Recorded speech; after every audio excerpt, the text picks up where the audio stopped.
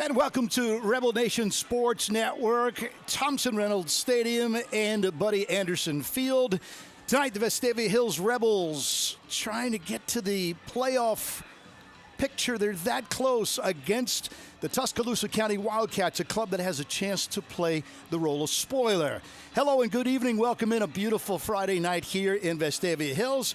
Kurt Bloom and my broadcast partner is Chad Pelcher. It is our obligation, before we talk about what we might see, let's take a look back at last week. An absolutely dominating performance, especially on the ground for the Vestavia Hills Rebels. Yeah, last week offensively, Vestavia Hills put up 516 yards of total offense. 428 of those were on the ground. They were led by Bruce Littleton with 128 yards. And this was a game that was close in the third quarter, 14-7. And Vestavia was able to put a touchdown on the board. They got an onside kick, and then it just kind of snowballed from there. And Vestavia was able to put the game away. Just an outstanding performance for Coach Evans. Maybe took a little bit longer to get where he wanted to be. But this is a much improved Oak Mountain team that played very hard, very strong the entire game. But it was a big win for Vestavia Hills, and now they come in here tonight needing one more win to clinch that playoff berth. Now, Chad, speaking of that playoff berth, and we've got all broadcasts to talk about it, and we will. Well, let's continue on the Rebels, and they are now down to, there's a possibility that you and I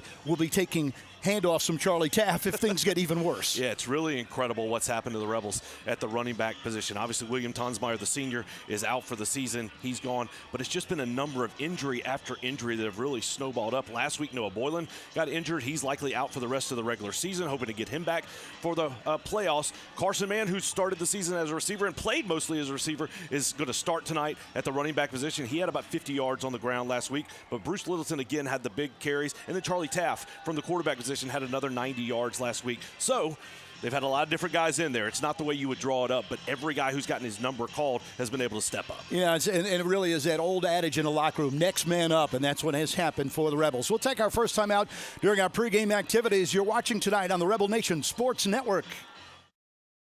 At Birmingham Fastener, every day begins with our core values: integrity, grit, and accountability. We're on the lookout for talented individuals to join our sales and manufacturing teams at one of the nation's leading manufacturers. With over 15 locations nationwide, we offer endless opportunities for growth and success alongside incredible teammates. Be a part of shaping the future of American manufacturing and help us build our nation's infrastructure. Are you an enthusiastic sports fan? Want to have fun and get in on the action? Heck yes, that'd be awesome. Have great attention to detail? Want to stay active? Definitely. Want to give back to the student athletes in your community? Obviously, yes. Then you'd make an excellent high school sports official. We need more officials in Alabama, because with no high school officials, there are no high school sports. Sign up today at highschoolofficials.com. Renew and refresh. JH Outback focuses on strengthening family bonds with spouses, parents, and children to help in spiritual growth and life purpose. Join us for a fun-filled weekend together in an undistracted environment, enjoying the outdoors with great food, entertainment, and live music. JH Outback. Renew and refresh.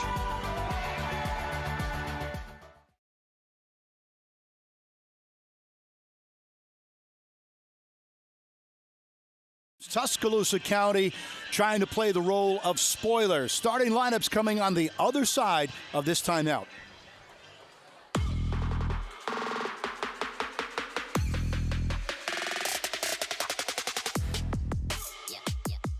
Copeland Styles, offensive line. J.D. Livingston, offensive line. Caleb Boylan, offensive line. Landon Page, offensive line. Pearson Tucker, offensive line. Brady Glenn, offensive line. Eli Rooks, tight end. Carson Mann, wide receiver.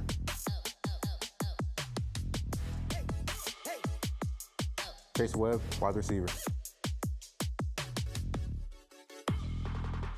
Luke Stubbs, wide receiver. Bruce Littleton, H-back. Owen Simpson, kicker punter. Charlie Taft, quarterback.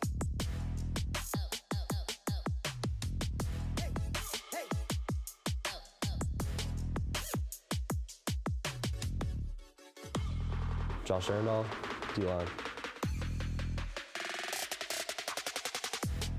Rush Harper, defensive line. William Plaisance, defensive end. Yates Bannon, edge.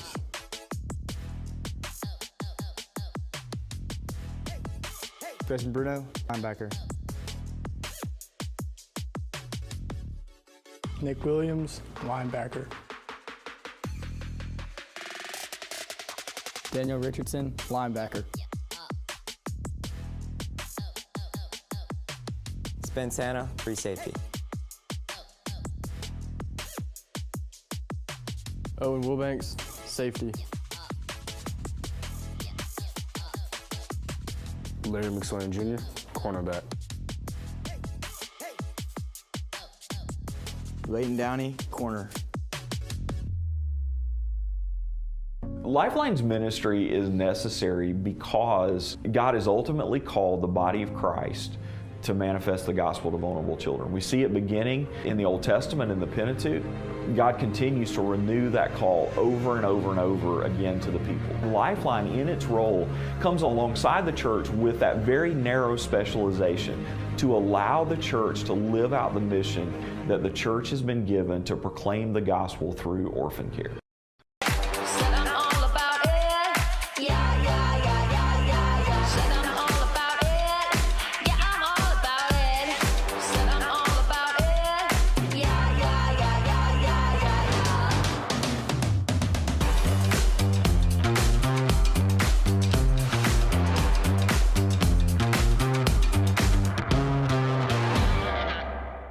You have to pay taxes. Ugh. It's just part of life. In the great state of Alabama, we have an awesome thing in our tax code called the Alabama Accountability Act, which allows you to redirect up to 100% of your state taxes to Scholarship for Kids, a scholarship granting organization that benefits partner schools like Restoration Academy. It's a no-brainer. Use your tax money for something that will make a huge impact at no cost to you. For more information, go to choosera.org. And welcome back live on the Rebel Nation Sports Network. Kurt Bloom along with Chad Pelcher. It seems like that this Rebel team has been on the road for 3 months. I mean, Chad and I, if we got paid by the mileage, we'd be awfully wealthy. And who is wealthy is that Whataburger in Clanton. They have gotten many of orders from our staff and team. And so as the country song once said, boy, is it good to be back home. Now, that's our prelude. Chad, you're better in math than me. The first thing is we did say that we do think a win, you're in, and there is the schedule right there. Help me confirm a win, and then Vestavia Hills is in before we look at where we might be going. So let's start with the schedule. Obviously, Vestavia started out 0-3 against 3 of the best teams in the state, all 3 ranked very highly.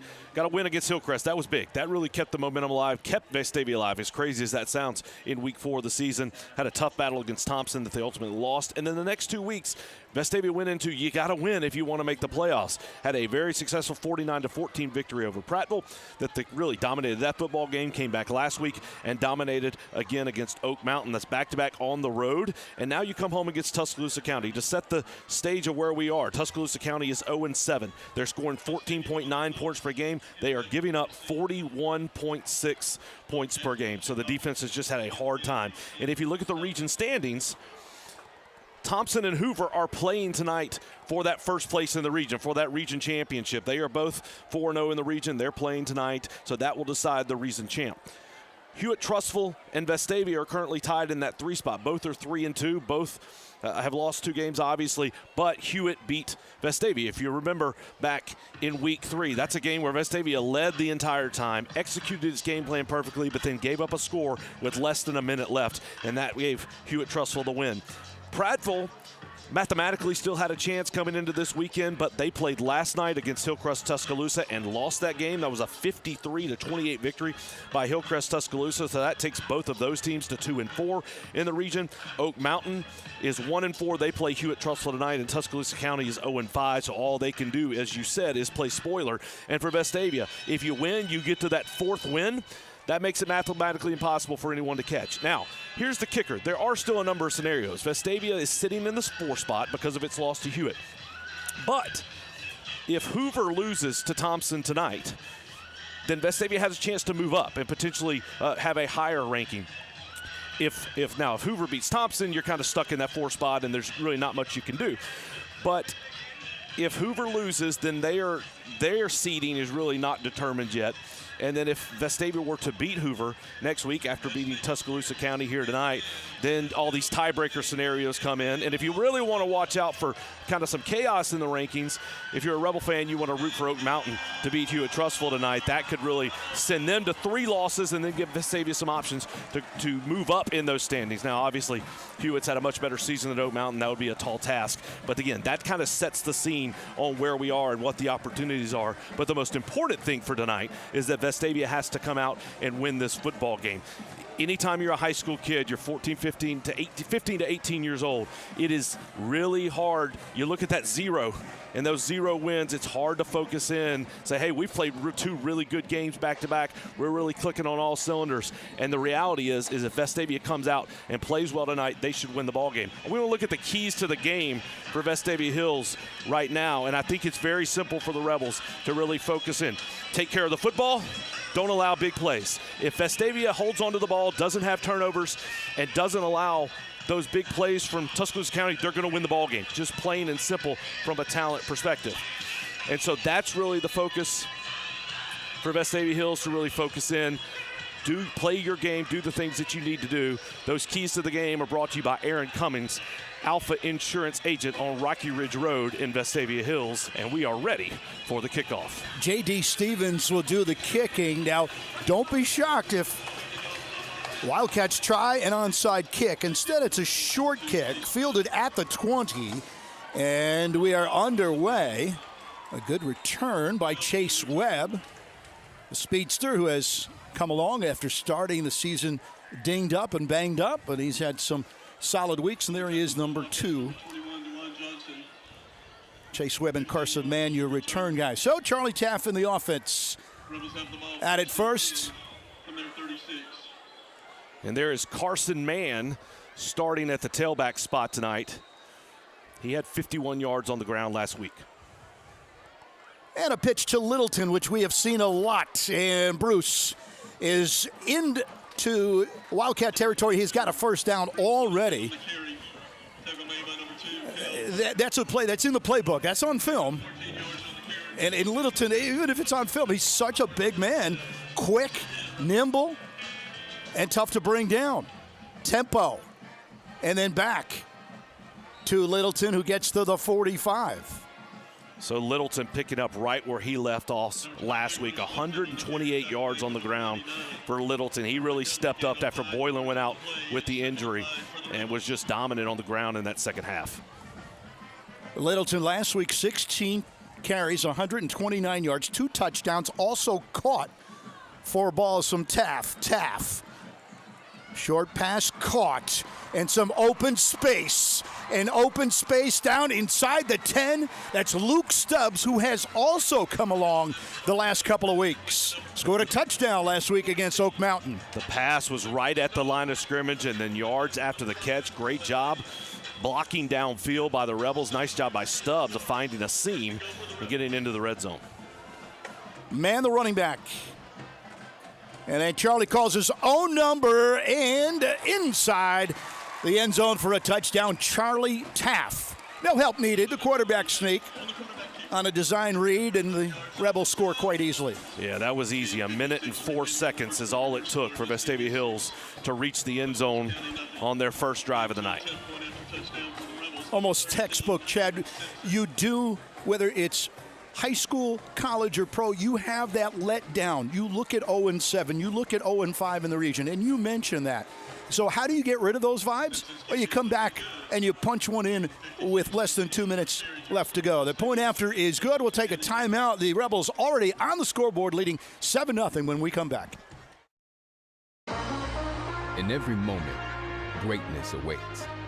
For the bold, the visionary, and those ready to take their shot.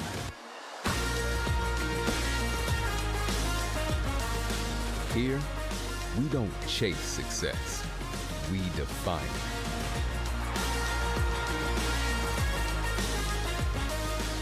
it. The University of Alabama, where legends are made. 64-yard drive results in a touchdown. And the Rebels out in front. The Wildcats 7-0. Owen Simpson will kick off. The Wildcats, Austin Cherry, number 11. He's dangerous, as well as 8, Reese Glasgow. And that is going to be a touchback. So we will look at the Wildcats offensively for the first time. And Chad, the keys for the Wildcats tonight include? So Tuscaloosa County is going to have to play assignment football. They can't afford to make mistakes because Vestavia is going to take advantage of them. They're going to have to be where they're in their lanes, in the correct places. We saw on that first drive, they really didn't do that. A lot of seams for Vestavia to run through. And for Tuscaloosa County, you're the underdog. You haven't won all year. Just take some chances. Go out there, run some razzle-dazzle. Take some shots down the field. That's really your only chance to try to get something going, as they've just struggled all season long. So that's the keys to the game for Tuscaloosa County, brought to you by Aaron Cummings, Alpha Insurance Agent, located on Rocky Ridge Road in Vestavia Hills. The Wildcats quarterback is Carter Dodson.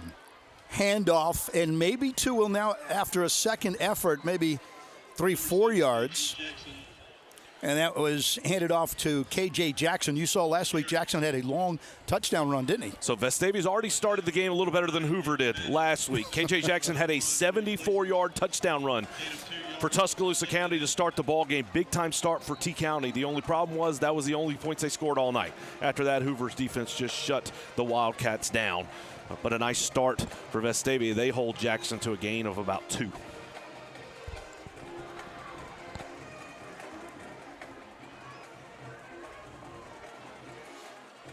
Man in motion for the Cats.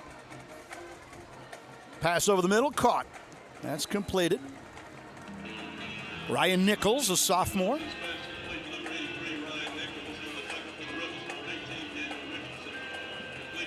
Short of a first down, so third down for the Cats. And talk about the world that we live in today. Carter Dotson, the starting quarterback for Tuscaloosa County last year. He was a starting quarterback for Chelsea High School. After the season, he transferred to Hoover High School. Didn't win the starting job. He's now the quarterback at Tuscaloosa County.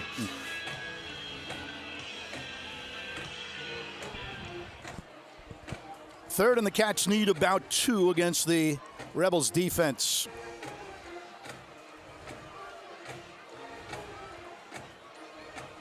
Handoff to Jackson, and he is going to be right near the first down marker.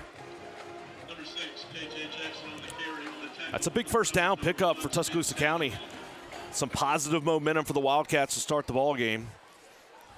Their first-year head coach, by the way, Miles Holcomb, and you would think that he would want to slow this thing down and just eat up as much time as possible and reduce the chances of Taft and the Rebels offense of getting on the board, or getting rather on offense. Rebels showed some pressure, then backed off. Look at that alignment. Well, winds up in a 3-4. Dotson wants to throw, looks right, nothing there. Tucks, runs, and he'll wind up with about 3 or 4 yards. It's a nice run by Dotson, nice tackle by Rush Harper. Big hit there. You talked about Coach Miles Holcomb in his first year at Tuscaloosa County. He was previously at Southside Gadsden for 3 years. He played in 5A 2 of those years, 6A in another of those years, and before that he was the head coach at Crossville. It was a gain of 6. 2nd and 4 against the Rebels defense. Handoff, Jackson. And Jackson close to a first down. Should be about a yard short. So KJ Jackson getting the bulk of the carries.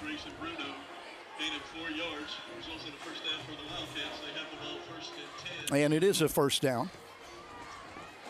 Just got enough to move the chains. And a good-looking drive for Tuscaloosa County. No, this is big for the Wildcats. They've done a good job, as you talked about, trying to slow the tempo down, trying to take their time. What Vestavia does defensively is it mixes it up a lot. So they're taking their time, trying to get a look, see how the Rebels are lined up as they shift there. Trying to put a little pressure on Dotson. They get to him, and down he goes. He does throw at the last moment. And they're going to call that incomplete. Really nice job by Dotson to get rid of the ball as Josh Arundel had him wrapped up in the backfield. Good look at Arundel. Listed as a 3-tech / defensive end with Rush Harper at the nose and then William Plaisance, part of that 3-4. And you got to remember the Rebels are going without their best defender. Watson has been hurt for a couple of weeks. Take up Watson. Dotson rolling to the right. And he will be taken down at the 45. That's a good decision there by Carter Dotson. Sprint out, looking for someone to throw to. Had a lot of pressure in the backfield by the Rebels. And Dotson not wanting to force the ball down the field, just tucked it and ran, picked up several yards. Puts it on a 3rd and manageable, 3rd and 7. Grayson Bruno in on the stop.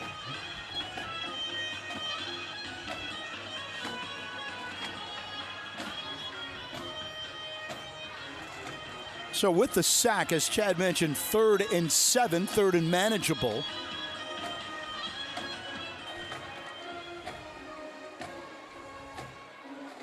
Some pressure coming, and then a pitch to the 47, 48 yard line. That should be short of a first down by about 2 yards. Nice tackle there by Daniel Richardson as Tuscaloosa County took a play out of the Vestavia playbook there. Went with the shovel pass coming the other way. 4th down. Oh, and a flag on the play. He's going to bring it back. I was about to say this is probably a situation where Tuscaloosa County is going to go for it on 4th down. And I was about to ask you, do you think TC will go for it on the first down? All that is. We talked about it. Taking chances is what they're going to have to do tonight, but also play assignment football and avoid the mistakes, and that's a big mistake for the Wildcats.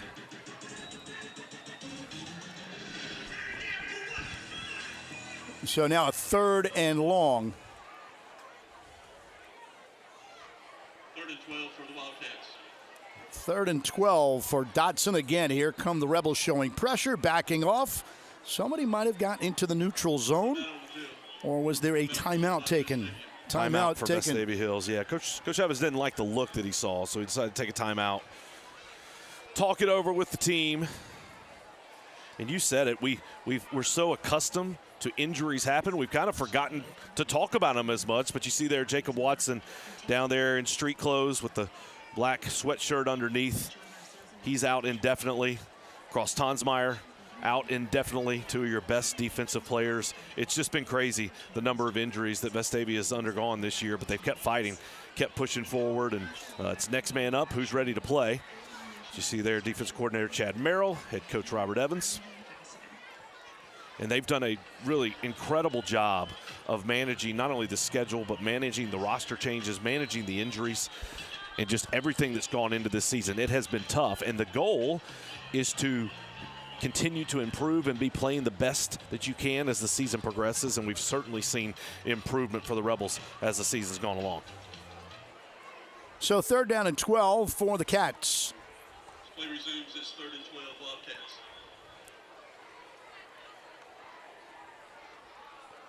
Dotson, he handed it off to Jackson, and Jackson will be taken down. I don't think he got even back to the original line of scrimmage. Might have even lost the yard. That sets up a 4th and very long. And that's just the kind of plays that Tuscaloosa County can't afford. You had a chance to have a 4th and less than 2, 4th and about 1 yard that you certainly would have gone for it to try to extend that drive. Instead, they had a penalty that backs them up, and now they'll bring the punt team on to kick it away. And the punter is Trent Taylor. And that is Charlie Taff. Yes, the starting quarterback actually receives the punt, but he's not going to go anywhere. A little pooch. Charlie calling for a fair catch, and the Rebels will start their second possession at the 29-yard line, up by 7 early. Chad, what do you see? Yeah, great start for the Rebels. They gave up a few yards there on defense, but able to come up with a stop after the penalty. Forced Tuscaloosa County to punt it, and now Vestavia takes over. That last drive didn't take long. 64 yards of total offense before Taff put it in the end zone on the run. Littleton in motion. Handoff straight up the middle to the 40-yard line. That's Carson Mann, converted wide receiver, who is technically the 6th running back on the depth chart, if you can believe that. Well, it just shows the creativity of this coaching staff. It's finding the athlete, finding a guy that can move, which man certainly can. And let's put him in the backfield, give him the ball. And now Taff, who has the first down and much more, just short of the 50. And he showed that versatility of Carson Mann. Mann carried and then was in motion 1 play later. Multiple looks. This is going to be tough for the Wildcats to try to figure out who to stop. With Webb in motion and off the hands of Littleton. Good pressure being applied. Taff showing his athleticism, just able to get that away. Incomplete pass. We had some late contact on that play. We'll wait and see what this call is. There's a flag. You're right. There is a flag on the play. I think you're going to get, well, I'll wait and see what this call is. I think you're going to get some type of no guess, personal foul. No, I think I know. I don't want to guess wrong. It's too early in the game. It's the personal foul. They called it against Hunter Montgomery. Oh, they went with offsetting personal fouls. I saw part of it. Hunter Montgomery for Tuscaloosa County really picked up one of the Vestavia offensive linemen and kind of drove him into the ground. That's what initiated it, but obviously there was likely some type of response, and that's how you got the offsetting penalties. And a great camera shot right there. And what I wanted to point out is that the Wildcats, with a new regime, a new head coach, and what they've decided to do is take their last names off the back, and they just put county on the back of their uniforms.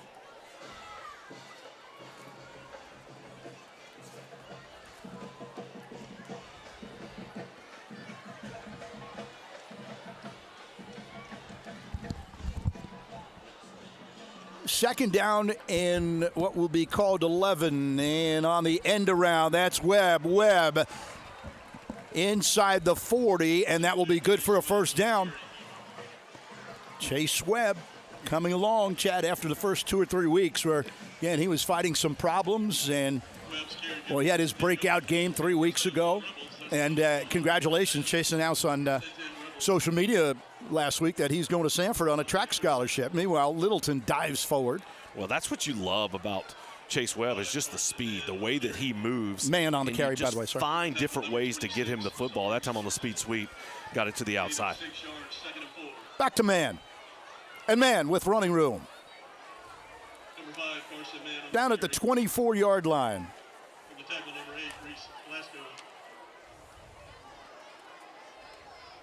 Well, remember, the Rebels ran up 426 yards on the ground last week.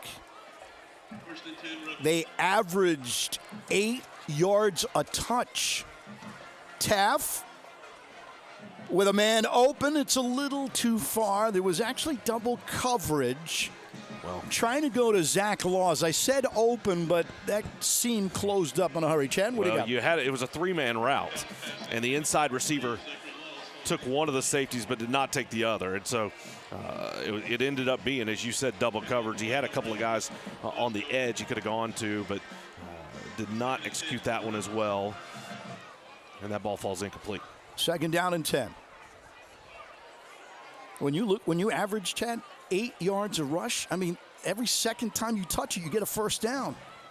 Pitch to Cool Hand Luke, and Stubbs driven out of bounds at the 21. Yeah, that was a nice job by Tuscaloosa County. Did a good job of stringing that play out, identifying the ball carrier and pushing things to the outside. We got the same look that Vestavia had earlier, trips to the left side, man in the backfield at the running back position. 3rd down and 7. These are the big downs for the Wildcats.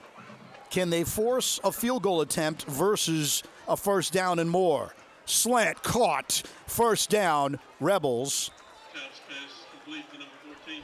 It's Stubbs. Yeah, Love that route, Chad. Nice job that time. They sent Littleton down the field. They sent Webb on what was essentially a pick play. Ran a little hitch route and then brought Stubbs back on the slip screen.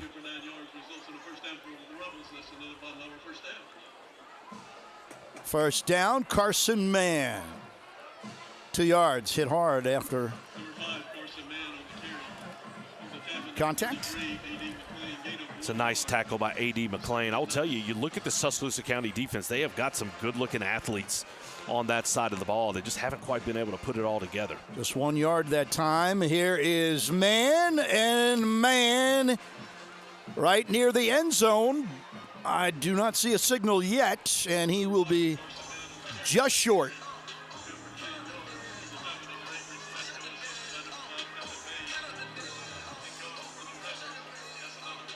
It is a first down at the 1.5 yard line.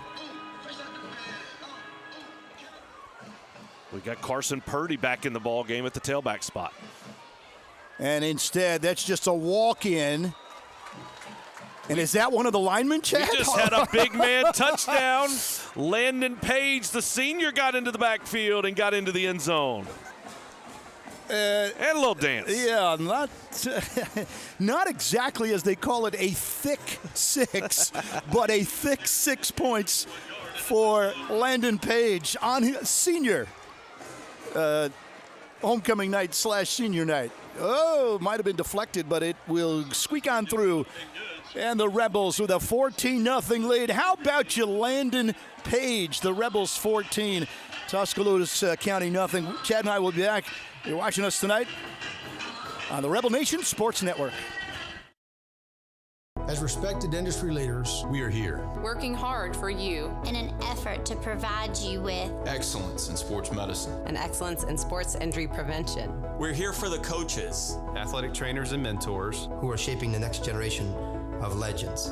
We are here to help keep your kids and family safe and healthy. We are here for you, aggressively pursuing victory over injury.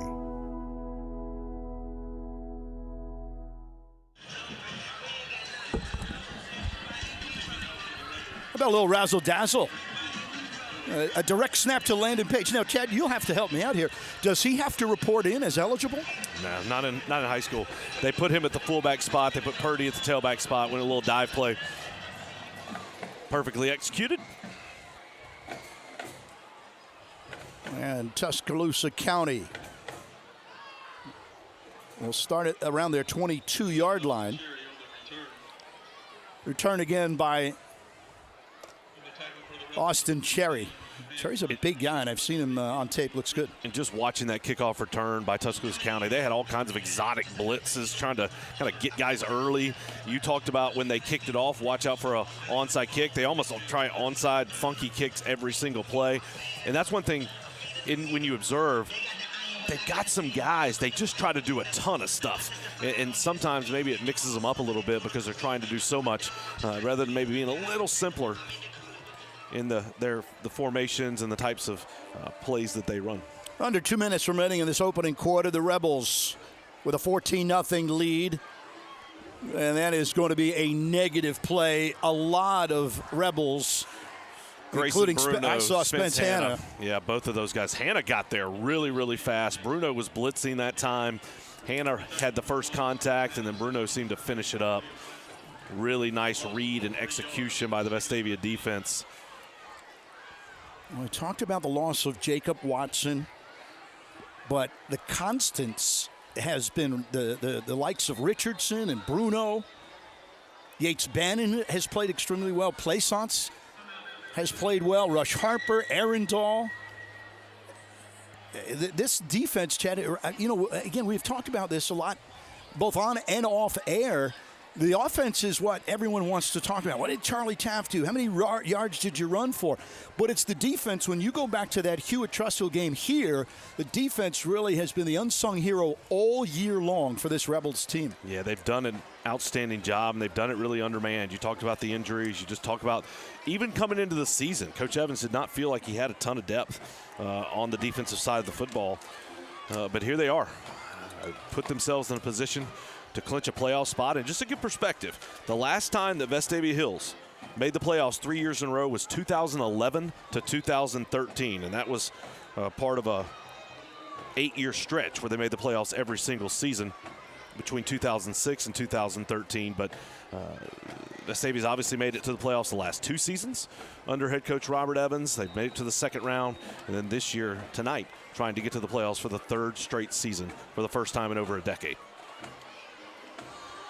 Dodson pushed out of the pocket. He's got a man open, and it is caught.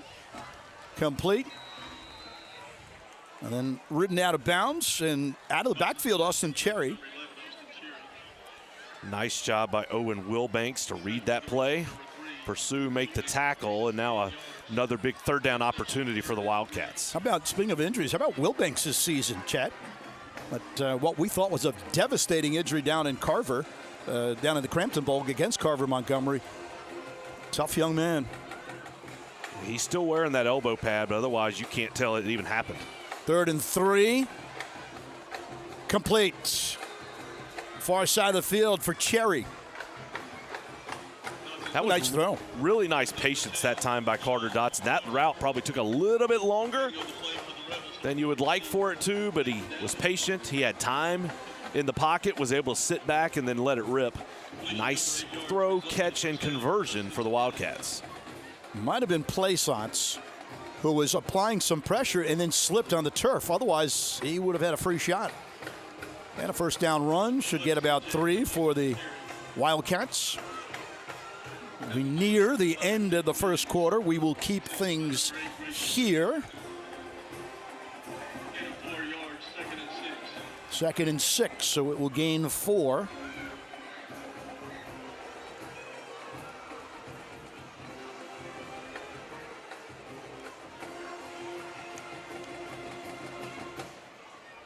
And a lot of movement there. Flag.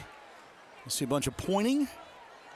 I think that was motion on, here's my first guess of the year. I think that's motion on the Wildcats. You got it. All right, Chad, I'm 1 for 1. You got a scoreboard? But if you look at my career history, believe me, I'm still in the red, and it's not even close. I always like to say that if I could see that, then it actually happened. So a motion penalty. I want to say this about Miles Holcomb again. First year, we mentioned where he came from, Southside and Gadsden, and trying to change the culture of his team. Athletic director, we spoke with him prior to the game, and he said that Miles' job is to keep these guys positive, keep them strong, keep them together. They have not given up. They certainly would like to get a win before the season is over with. That will be the end of the first quarter, but Chad, we'll keep things here, won't we? Yeah, we're going to celebrate some of the teams that have had success. We're going to go down to the end zone where athletic director Myra Miles, principal Dr. Blair and Abnett are down there. You see them on the right. That's head coach Oliver Aaron on the right next to Miss Miles. Miss Miles would be second to the right. That's correct. Dr. Abnett on the far right. And they are recognizing championship trophies that they're giving to the tennis head coaches Oliver Aaron and Timory Fisk. The boys team finished the spring 2024 season with an overall record of 21-4, and the girls team finished the season with an overall record of 17-5. In April, this past spring, both of these teams traveled to the state championship, where the boys secured the state title after earning a total of 58 team points. The girls also secured the state title after earning a total of 41 team points. We want to absolutely congratulate both of these teams, Coach Fisk, Coach Aaron. Both the boys and the girls tennis teams from Vestavia Hills High School won the state championship. So outstanding work. Congratulations to both of those teams. And it just goes to, obviously we're calling the football games, but there are so many opportunities here at this high school, so many outstanding student athletes competing. Earlier this week, my family, we got to come up here and watch a girls flag football game. The Vestavia Hills girls flag football team is ranked second in the state. They're ranked number 13 in the country in a national poll. Again, the tennis teams we just talked about, just a lot of outstanding talent on this campus. 2nd and 11, caught by Cherry. A screen pass that looks like he just got back to the line of scrimmage. 3rd and very long for the Wildcats. And we talked about it a couple times, Chad. 3rd down, both offensively and defensively, is going to be so big for Tuscaloosa. Can they get off the field defensively, and can they move the chains offensively? They're trying to move the chains as we speak. And what they should be shooting for is the 3rd and short. These 3rd and 10s are very, very tough. As you see 7 defensive backs for Vestavia. Here comes some pressure. 3rd and 9, and Dotson gets away from the pressure to avoid the sack. He will be way short of a 1st down. Good pursuit. The keeper by Dotson. Grayson Bruno, Rush Harper, both involved in that tackle. And the punt team will have to come back on the field for Tuscaloosa County. The senior Trent Taylor does the punting.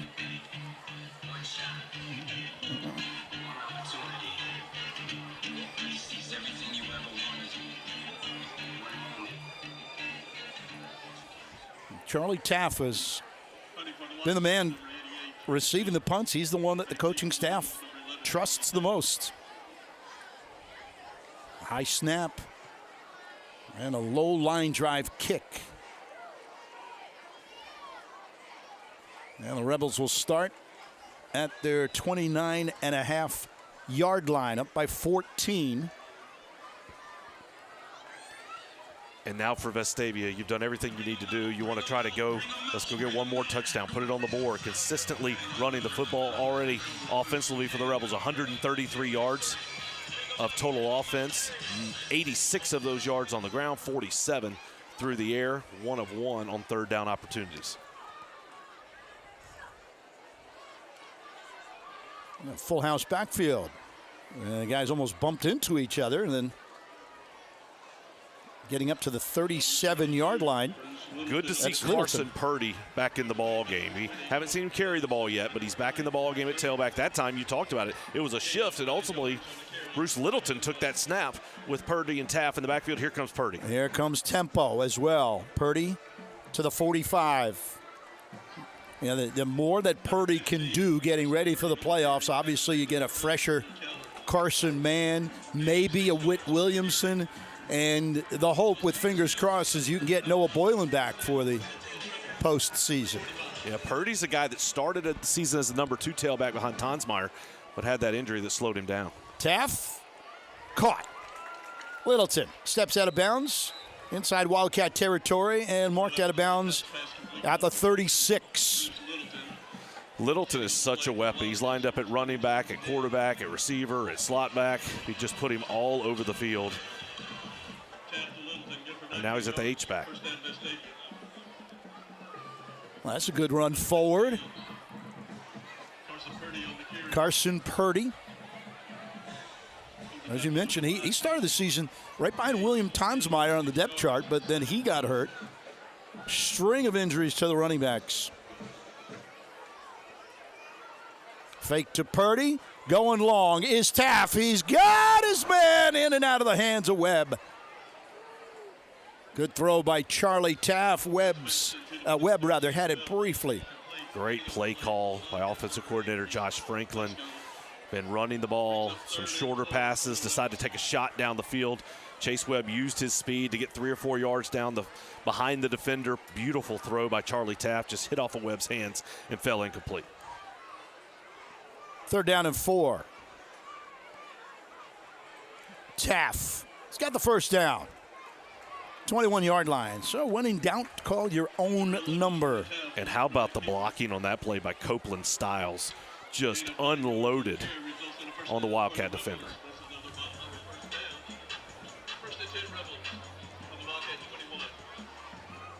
Handoff, and it's Purdy. Purdy with a seam, and Purdy is in for a touchdown. Carson Purdy gets 6. Nice to see that young man back on the field carrying the ball. Great job downfield blocking by J.D. Livingston and Luke Stubbs. And 6 more points on the board for the Rebels. Purdy found a gear, Chad, again, a guy who's been hurt for a good portion of the season, but he throttled up and va-va-voom when he hit the seam. And here's Owen Simpson, by the way, who's perfect on the year in extra points and remains. He is now 29 out of 29. Rebels 21-0 over Tuscaloosa County. Chad and I will be back from Thompson Reynolds Stadium after this timeout.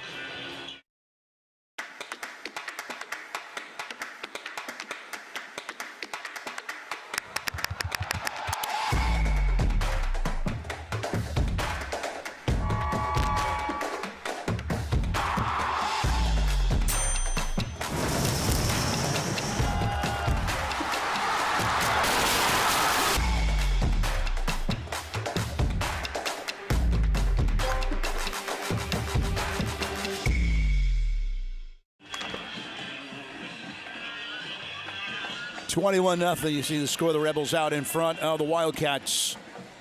And as we mentioned at the opening of the broadcasts, we sent it into MIT up in Massachusetts. We think a very simple win, you're in the playoffs for Vestavia Hills. And who would have thunk it after an 0-3 start to the season? Just really a testament to the resilience of this team. Coach Evans knew coming into this season this schedule was brutal. Obviously, Mountain Brook and Homewood fell off of the schedule. Vestavia had to go fill it, and they did. Added Carver, Montgomery, Auburn. And then at the end of the season, 6A top 2 team Clay Chalkville. This schedule is brutal. In addition to the Region 3 teams, they weathered it, and now they're really starting to hit a stride. Running back is KJ Jackson, who bursted one last week against the Hoover Bucks. Runs into the line of the Rebels and gains 2. And there's a couple of different theories to scheduling. You can go out and you can schedule, just regular opponents. You can play those games, or you can really beef it up. I don't think Coach Evans, once the season started, he knew what was coming. But look, this Auburn team actually beat Central Phoenix City a couple of weeks ago. So Auburn, who beat Vestavia in week 2, they're now ranked number 1 in the state and playing really, really well in the driver's seat, likely to be the number 1 seed in Region 2. So this schedule has just been outstandingly difficult. 2nd down and 8 as Dotson rolls and then flips it in. A 1st down catch. Chains will move. Number 14, Carter Dotson's pass. That's a really tough throw there by Carter Dotson. He's a right-handed passer rolling to his left. That means you have to turn your body, get your shoulders turned all the way around to be able to deliver that ball. He did so, threw it about 25 yards down the field for a 1st down. At the 40. Shift by the Cats. Jackson on the handoff. And he is met right at the 40. There were about 5 Rebels there. You could just peel them off the pile, look at your screen, and just call out numbers. There's one right there, Bruno. Yates Bannon as well.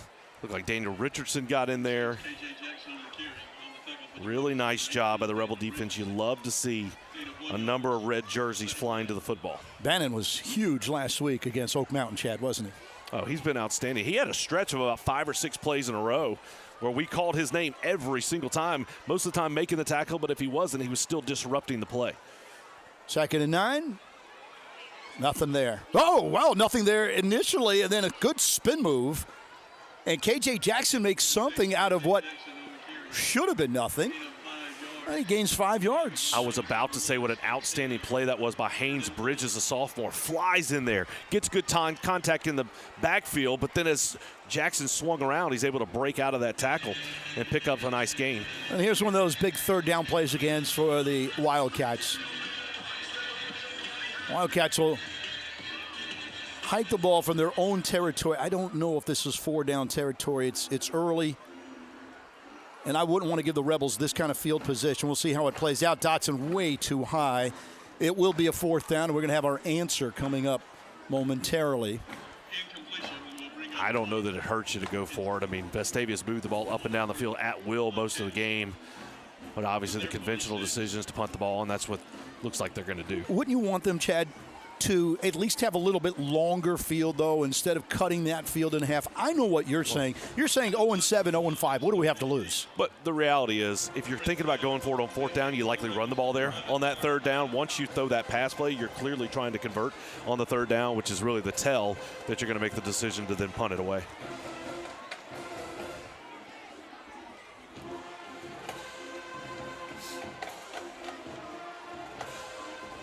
The punt.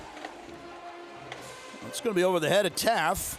Wildcats have a chance to down this inside the 5, and they will. An excellent punt by Trent Taylor with a good Wildcat bounce. And the Rebels will start inside their own 5. And that was a little longer, that 4th down play, but a lot of times you'll hear the fans say, go for it, why don't you go for it? And the reason is because if you punt it, sometimes that happens. And your punter does his job and does it really well. And then you pin the defense all the way back inside the 2-yard line. So if they're going to score a touchdown this time, they're going to have to do it by going 98 yards with 7 minutes, 9 seconds left on the clock. Versus about 40-some-odd yards. So 98 versus 40-some-odd. Taff, that's Taff in motion. And it's a direct snap. And some yardage gained by Littleton. That'll get you out of trouble. In fact, Littleton picks up a bunch on that 1st down. And if he had not been tripped up, it was a wide open green turf all in front of him. He was going to take it to the house. 98-yard house. Littleton's off to a good start. That's his 4th carry of the ball game for 35 yards. And here's Charlie Taff. Shoulder to shoulder and then pushed out of bounds at the 23. 2 plays ago, the Rebels were at the 2. They're already now at the 22, 23-yard line. Coach Josh Franklin has to be thrilled with the way that his offense has played tonight. They've executed well. I think he had one throw that maybe Taff would have probably selected a different receiver if he had that one to do over again. Then you had the deep ball where there's a great throw that not quite held on to, but otherwise it's been flawless execution. Well, they set up a screen for Carson Mann with great running room into the 40, 50. Down the sidelines he goes. He could go all the way. He will. Man up.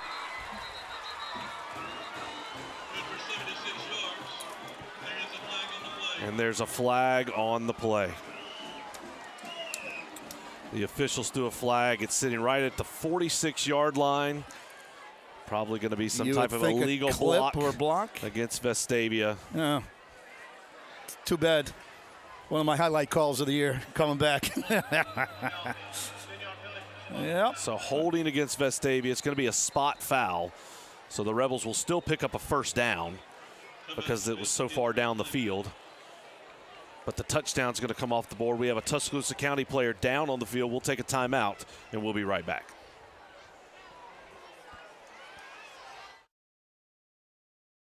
Lifeline's ministry is necessary because God has ultimately called the body of Christ to manifest the gospel to vulnerable children. We see it beginning in the Old Testament in the Pentateuch.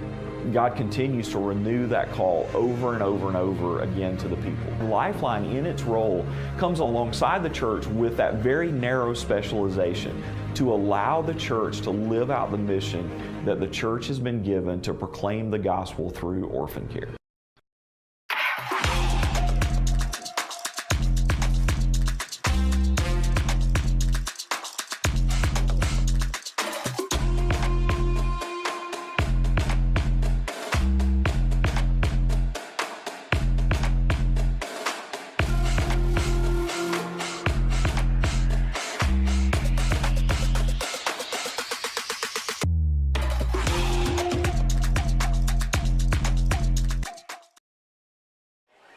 Back here at Thompson Reynolds Stadium, Chad Pilcher, my partner. You know, Chad, I only have a few catchphrases in the bag, and when you got to man up, I mean, that's a pretty good one, and then the referee's got to spoil that one. But a big lead for the Rebs. And a handoff. and big chunks of yards that time, and that was Whit Williamson. So obviously Vestavia without a couple of runners, but a couple of guys getting fresh, that being Williamson and Purdy. And back we go, and back to some more chunk yardage. Same guy, Whit Williamson. We're right at 6 minutes at the halfway point of the second quarter, and Vestavia really starting to pick up the tempo offensively, getting back to the line of scrimmage very quickly. Littleton as the H-back. Fake pitch.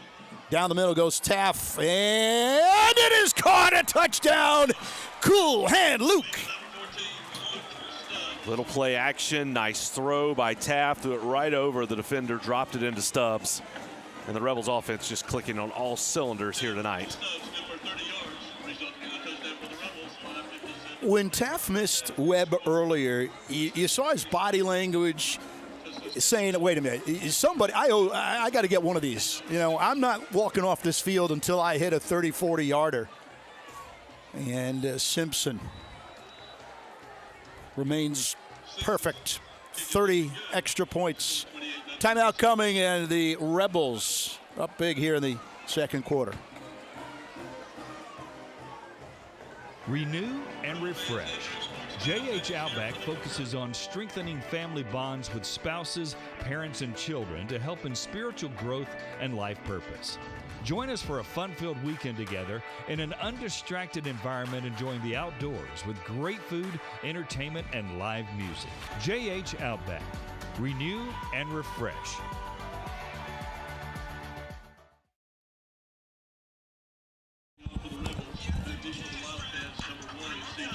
$28-0. Vestavia Hills out in front, really just having their way with a winless Wildcats team.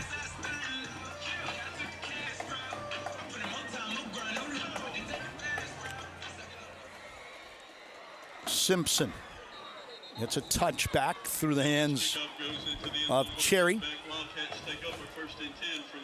And we'll see how Miles Holcomb, head coach in his first year, how he plays the last 5:42 of this half, down by 28.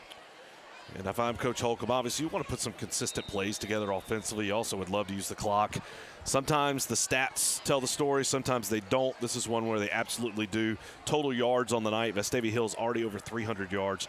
311 for the Rebels. Tuscaloosa County so far at 76.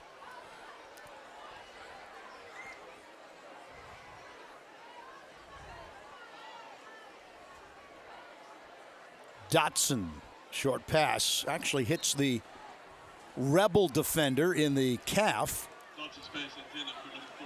William Plaisance was running side by side down the field with the intended receiver. Well, that's a defensive end, Chad Pilcher. Yeah, trying to get that ball to Joe Saliba, the fullback. Just a nice job by Plaisance reading the play, running step for step with him, and then that ball was underthrown by Dotson.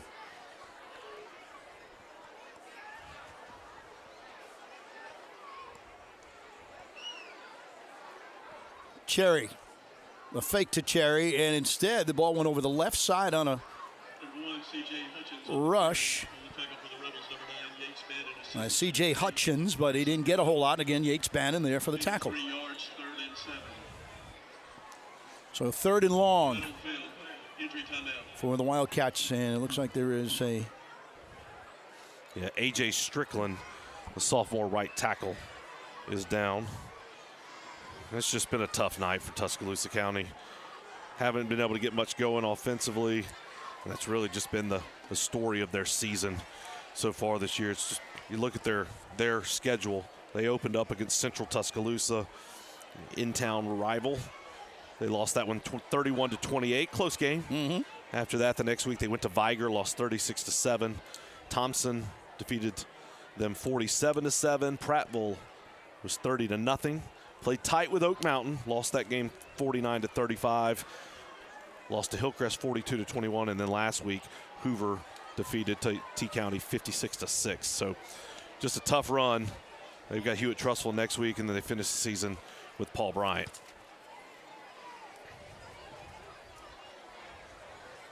Well, there are the Wildcats. Again, in a team game. You see, there it is. Good shot right there. It says County on the back. This play resumes. It's 3rd and 7. Be a 3rd and 7. So it was the great Tommy Lasorda who once said, you want to play for what's on the front of your jersey, not on the back.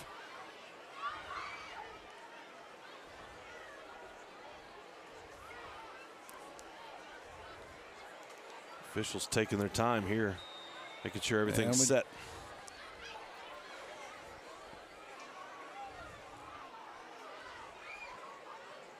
A lot of shifting by Tuscaloosa County. Handoff.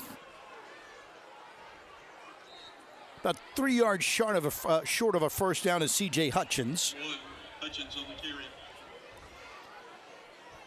Hutchins the backup to K.J. Jackson. You just see the frustration on that County sideline. Again, we talked about it. First-year head coach Adam Weingarten was the coach at Tuscaloosa County the last couple of years. They went 6-4 and 5-5 under him. He left to go take a staff position at Troy under new head coach Gerard Parker. So he moved to the college game.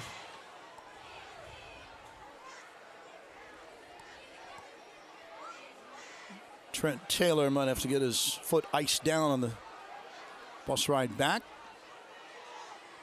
And the Rebels will take over. Plenty of time here in the second quarter. Just under 4 minutes. Taft in the offense. Let's see who's in at running back at the moment. You don't want to speculate on what might happen, but you got to think the starters are not going to play a lot in this second half. So you may be looking at this as your last offensive drive of the half. One of the last, as fast as Vestavia's been scoring and then getting stops. They might get it back again, but just under 4 minutes to go in this first half. It's Carson Purdy off the right hip. He gets the handoff and then comes our way. He gets over the 50 into Wildcat territory. So the running backs may be getting healthier right at the right time, as you mentioned. Well, Purdy certainly doesn't look rusty. He's come out here and run the ball very strong, both inside and outside. That's his 4th carry for 48 yards. Fake, and then Littleton. Littleton gets to the 40.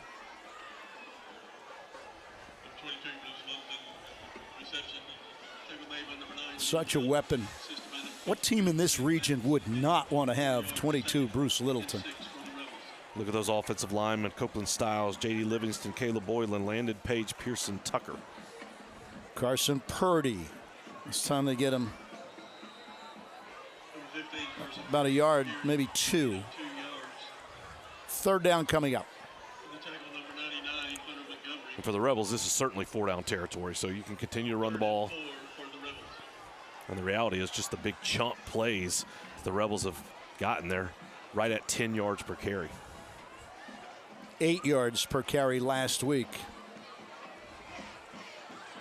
Taft calls his own number and gets the first down.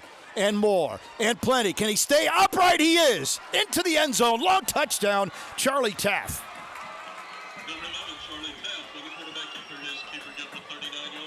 Tonight, it doesn't matter who carries the football. The Rebels just moving it up and down the field, gashing the Wildcats on the ground.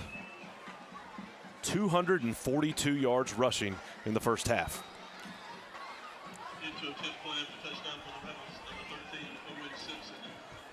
Taft started this game with 7 rushing touchdowns on the year. And Simpson needed only for the PAT, not the field goal, as Chad mentioned. So 2:35 remaining in the second quarter. The Rebels out in front. We'll take a break. Chad and I will be back on the other side of this timeout.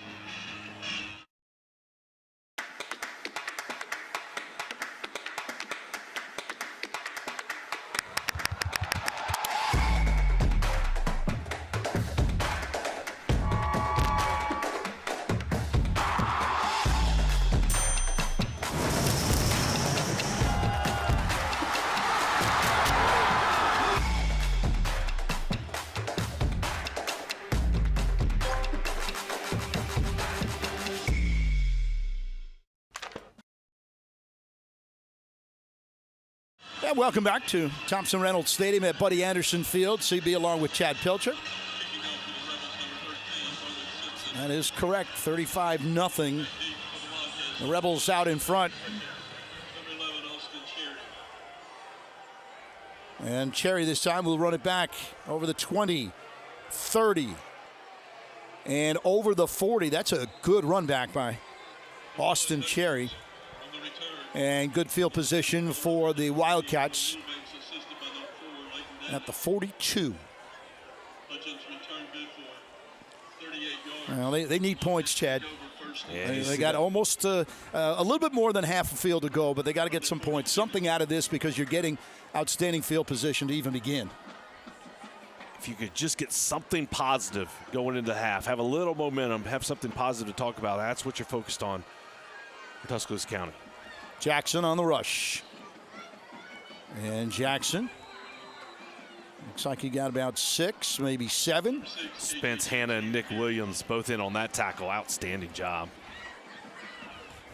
Chad, you have a halftime guest that you will be talking to. Yeah, it's going to be a busy halftime. We got Rusty Weaver, member of the Vestavia Hills City Council, who does a ton of work and volunteers a ton of time and energy for Vestavia Hills High School. We'll talk to him, and then we'll have the homecoming presentation after that. Dotson is taken down. And that's Hanna from the defensive secondary. Great job by Hanna on the blitz. And one thing from last week, we had the onside kick last week after the penalty where Vestavia Hills recovered it. We don't have replay up in our booth, so it's not able to watch it again. I went back and watched, and I incorrectly called who recovered that onside kick. It was Spence Hanna who recovered that onside kick. He did a perfect job of getting his feet down, reaching out to catch that ball, and he did an excellent job right there on that play to make the tackle in the backfield. Spence Hanna, who's just been so outstanding for several years here for the Rebels. 3rd and 11 for the Wildcats. That's Cherry in motion. Jackson gets the handoff. And Jackson's going to break free. He's got a first down and more. Tackled from behind. At the 32-yard line, Austin Jackson almost, or KJ Jackson rather, almost all the way. Nice job by Logan Richter to get there to stop, and that's the kind of speed that Jackson has. Unfortunately for the Wildcats, they haven't put that together consistently, but they do have that ability to break a big play. On 3rd and 11, no less. The problem is the clock's ticking down, and they're taking their time. 36 seconds left here in the half. I just looked at that myself. Here is an end around. That is Austin Cherry. Cherry with a move, and he will get to the 10. Feet are still moving, and out and down at around the 6. Tuscaloosa County now will use a timeout. With 24 seconds remaining, so the Wildcats desperately looking for some chunk plays. Get it here on what is most likely the final drive of this second quarter. So Tuscaloosa County, we talked about looking for something positive for them going into halftime, and this has been a good drive. They've done it on the ground. They've been able to pick up some big runs, gash this Rebel defense a little bit on these carries. Now for the Rebels, we'll see if you can make a goal line stop. Tuscaloosa County has one more timeout, but obviously the ball stops on an incomplete pass or anything out of bounds. But this is good for the Rebels. It's been a night where not a ton of challenging, difficult situations for this Rebel defense, but here you have a goal line stand at the end of the half. You have to think smart and see if you can't come up with a stop and give the Rebels some positive momentum or just continuation of the positive momentum going into the half. Austin Cherry is a real good-looking athlete. He's a junior, wears number 11. I would think that next year, Miles Holcomb will try to design some plays, get him involved in the offense. KJ Jackson, the running back. Man in motion for the Cats. Dotson on the slant, nothing there. Incomplete. Yeah, a lot of pressure in the backfield by Vestavia. Nice job. Rush Harper getting into the backfield. Dotson just threw that ball behind his receiver, had slants, a couple of different slants on the outside. The first one tries to clear out. The second one comes underneath. Had a chance to complete that ball, but just thrown awry.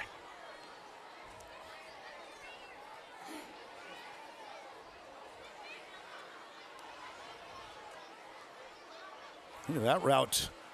Dodson off the hands of K.J. Jackson. That was a wide receiver. Ryan Nichols, someone lit his cleats on fire. Yeah, the Rebels had that one read well, but there's another ball by Dotson was thrown behind his intended target. Actually had a little motion in the backfield by Tuscaloosa County. Should have brought out the flag. It did not. Chad, I got to ask you real quickly. If this gets to 4th down and they don't score, do you go for the field goal just to avoid the shutout? Oh, probably, but, man, I guess it depends on what happens here on this 3rd down.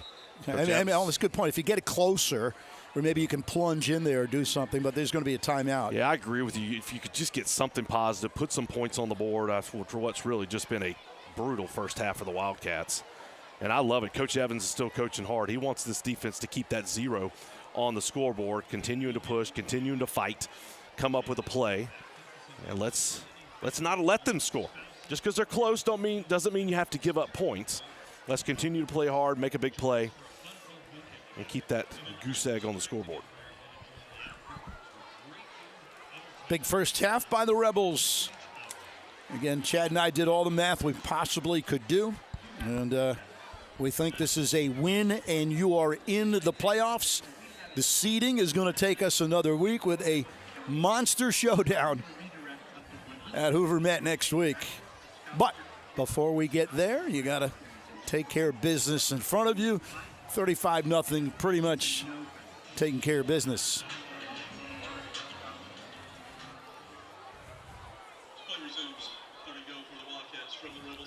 I mean, they still got to go 7 yards, Chad. This is, not a gimme by any means. I'm not sure if they can rush it in.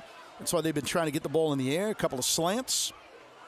Here comes Dotson. Dotson wants to throw again towards the end zone and intercepted by the Rebels. And this could go a long way to the 40, to the 50, and then out of bounds. And the Rebels with a turnover. That's Owen Wilbanks, the strong safety. He just sat there in a zone coverage waiting for the ball. Dotson threw it right to him. Wilbanks, right place, right time. Nice run back, puts the Rebels about midfield where we got 9 seconds left and a timeout. So Vestavia theoretically could take one shot down the field, get about a little bit of a yardage, and then take another shot into the end zone. We'll see what they go with here. Well, Taff is going to the air. Wants more. Looking for Webb. Webb. Oh, he had it for a moment. Good coverage, by the way. And again, Chase had it in his hands briefly. And when you have a speedster like Webb, you just go ahead and take your shot on first down, try to get down the field. I was interested to see, do you go for the big shot on first down, or you try to go something intermediate, get down, take a timeout, and then take your shot? They took a shot on first down, and now there's the score dictating it, which means you don't need a field goal from Simpson. So you might as well take your shots. You're not, like you said, you're not looking for 3. Here is a little screen pass, and Webb with a lot of running room. Webb might be able to turn this into 6. Webb inside the 10, and then taken down from behind at the 2-yard line. And that is Zach Laws, rather. And so Laws with a chance to get into the end zone, but going to be just a little short. And that's going to bring the first half to a conclusion. So the first half has come to an end with the Rebels with a 35-0 lead. A total domination so far, over 400 total yards. Thompson-Reynolds Stadium at Buddy Anderson Field here on a homecoming Friday night. The Rebels have a big lead. Chad's got our first guest. We got lots of halftime activities, and we'll catch you on the other side of the break. You're watching the Rebel Nation Sports Network.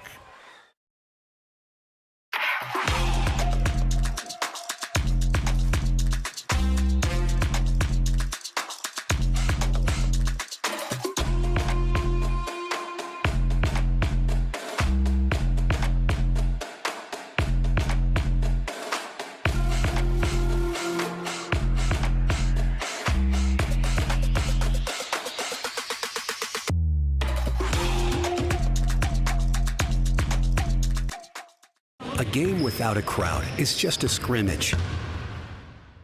A performance without an audience is just a rehearsal. Without your presence, high school sports and the performing arts aren't possible. Ensure that these essential extracurricular activities continue to enrich the lives of students in Alabama. Purchase a ticket to your local high school's game or performance. This message presented by the AHSAA. At Birmingham Fastener, every day begins with our core values: integrity, grit, and accountability. We're on the lookout for talented individuals to join our sales and manufacturing teams at one of the nation's leading manufacturers. With over 15 locations nationwide, we offer endless opportunities for growth and success alongside incredible teammates. Be a part of shaping the future of American manufacturing and help us build our nation's infrastructure.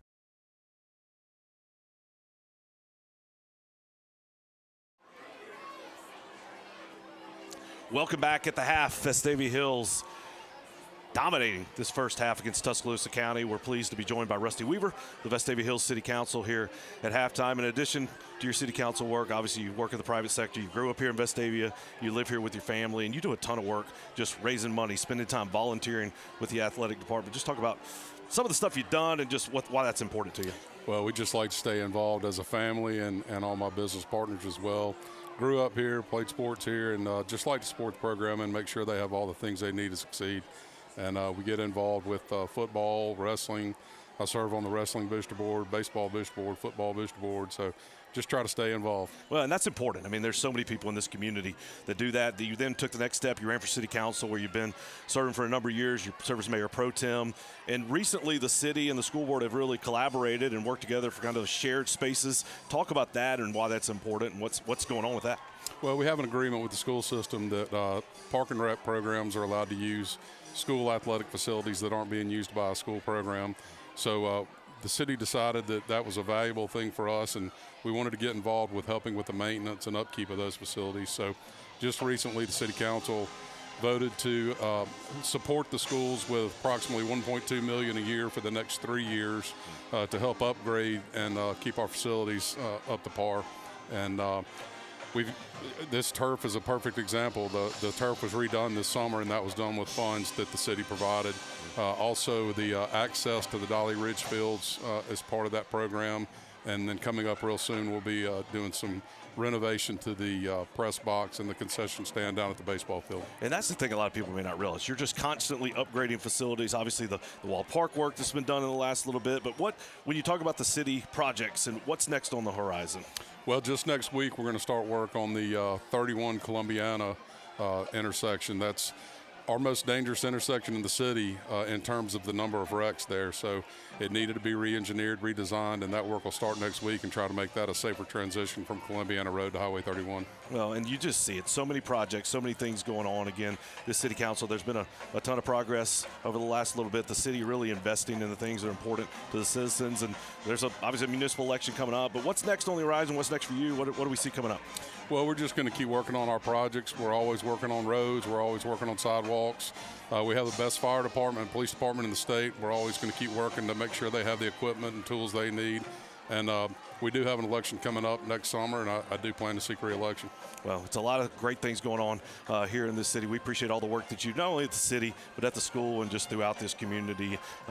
We thank you for being a part. That's Rusty Weaver with the Vestavia Hills City Council. We'll be right back. Lifeline's ministry is necessary because God has ultimately called the body of Christ to manifest the gospel to vulnerable children. We see it beginning in the Old Testament in the Pentateuch. God continues to renew that call over and over and over again to the people. Lifeline, in its role, comes alongside the church with that very narrow specialization to allow the church to live out the mission that the church has been given to proclaim the gospel through orphan care.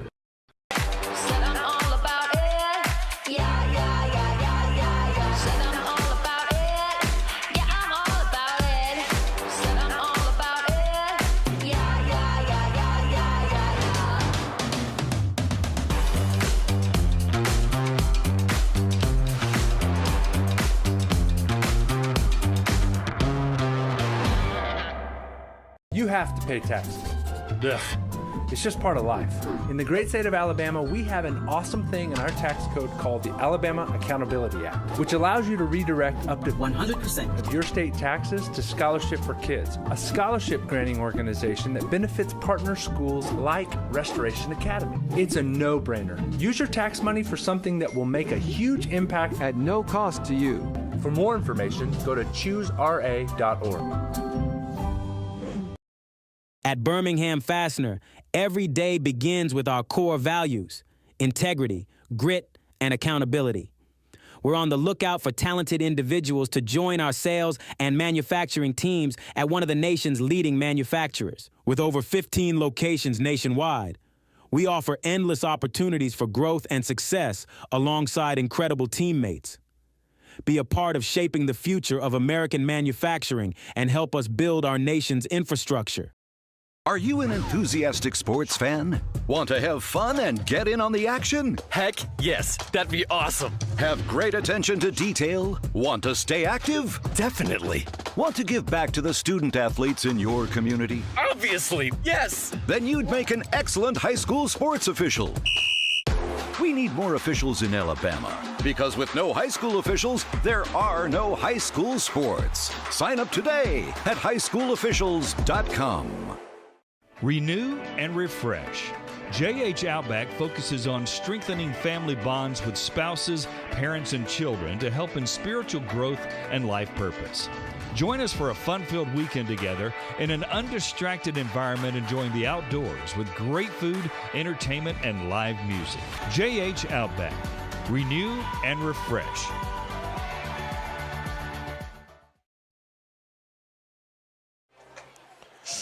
Welcome back at the half. Vestavia Hills leading Tuscaloosa County 35-0.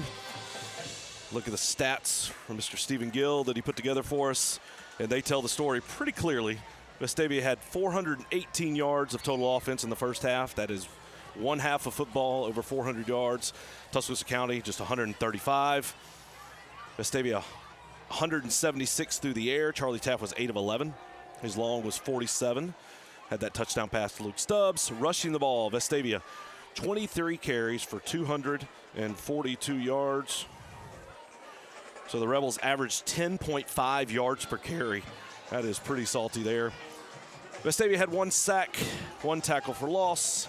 Only 1 penalty for Vestavia. Tuscaloosa County only had 2. Vestavia 3 of 3 on third down opportunities. In comparison, Tuscaloosa County only 3 of 8. No punts for the Rebels. Tuscaloosa County had 4. And the time of possession, which is fairly irrelevant, 8 minutes, 50 seconds for the Rebels, 15-10 for Tuscaloosa County. Leading rusher for the Rebels was Charlie Taft, 5 carries, 82 yards. Luke Stubbs had 4 carries for 76 yards to lead the way. Great to see Carson Purdy back in the ballgame. Carson Mann got the start at tailback, and then again, KJ Jackson was the leading offensive player for Tuscaloosa County, 10 carries for 46 yards. Leading tacklers for the Rebels, Grayson Bruno had 6. Plaisance had 5. Right now, we're going to look at some sponsors. We talk about so many people who put time and energy and money into supporting this high school, supporting this athletic program. This year, something new is the Vestavia Hills Rebel Zone. It's down in the end zone under the tents near the flagpole. Tonight, the tent sponsors were Rivals Landscaping and the Peachy Spoon, and the food sponsor is Hillside Music and Q on Highway 31. This is something new this year, again, for home games. A pretty neat experience where you can purchase tickets, you can come early, you can have a nice tailgate experience down in the end zone area. And that couldn't happen without the great sponsors that support Vestavia Hills Athletics. Rivals Landscaping and the Peachy Spoon are the tent sponsors, and Hillside Music and Q are the food sponsors. So thank you to all those sponsors. Obviously, if you're interested in supporting Vestavia Hills Athletics, you can go to the Vestavia Hills Athletics website. You can contact Athletic Director Myra Miles. Again, we talked to Rusty Weaver earlier, who does such a great job of sponsoring this school and supporting, and just so many people involved. It doesn't just happen. There's a lot of folks that put a lot of hard work and time and energy into that, and we appreciate everyone who is a part of that effort. So tonight is homecoming, a really special night here at Vestavia Hills High School, and we look forward to honoring the different homecoming classes as they're all making their way to the field right now. And look forward to recognizing them. What's always a special night. And it's crazy when you think about it, we're in week 8 of the football season. It's just flown by incredibly quickly. As we're already at week 8, looking to clinch playoff spots, everything just happening so fast. But tonight's homecoming. And so really great crowd here tonight on what's a wonderful weather. Nice crisp air. The fall weather has really moved in. And so we'll get ready to start homecoming.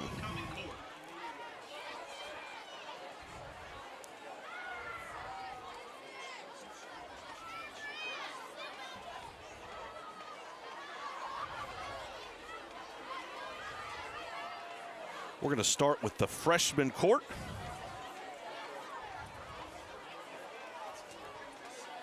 As the band makes their way onto the field.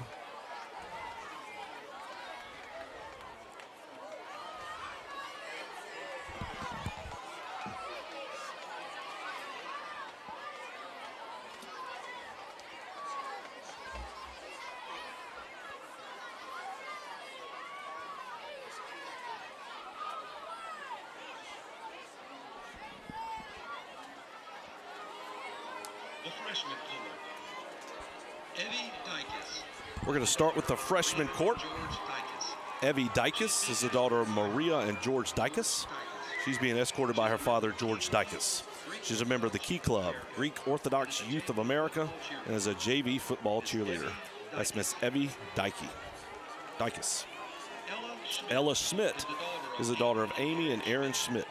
She's being escorted by her father, Aaron Schmidt.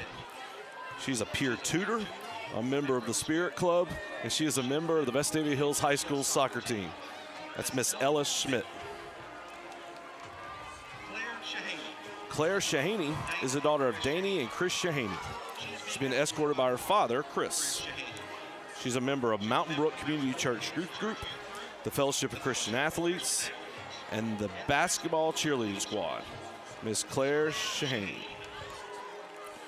Now the sophomore court. Olivia Hunsberger, daughter of Jennifer and Christopher Hunsberger. She's being escorted by her father, Christopher. She's a member of the Dawson Baptist Church Student Ministry, the Vestavia Hills High School Youth Leadership, and the varsity basketball team. Miss Olivia Hunsberger. Harper Wolf. She's the daughter of Brian and Kelly Wolf. She's being escorted by her father, Brian.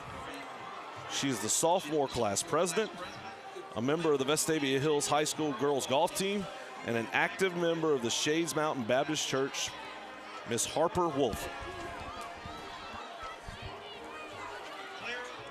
Clara Worley is the daughter of Ann and Jason Worley, and she's being escorted by her father, Jason. She enjoys running, being involved in her church's youth group, and being a member of the Vestavia Hills High School choir. Miss Clara Worley. Now the junior court. Millie Black is the daughter of Phil and Rebecca Black, and she's being escorted by her father, Phil.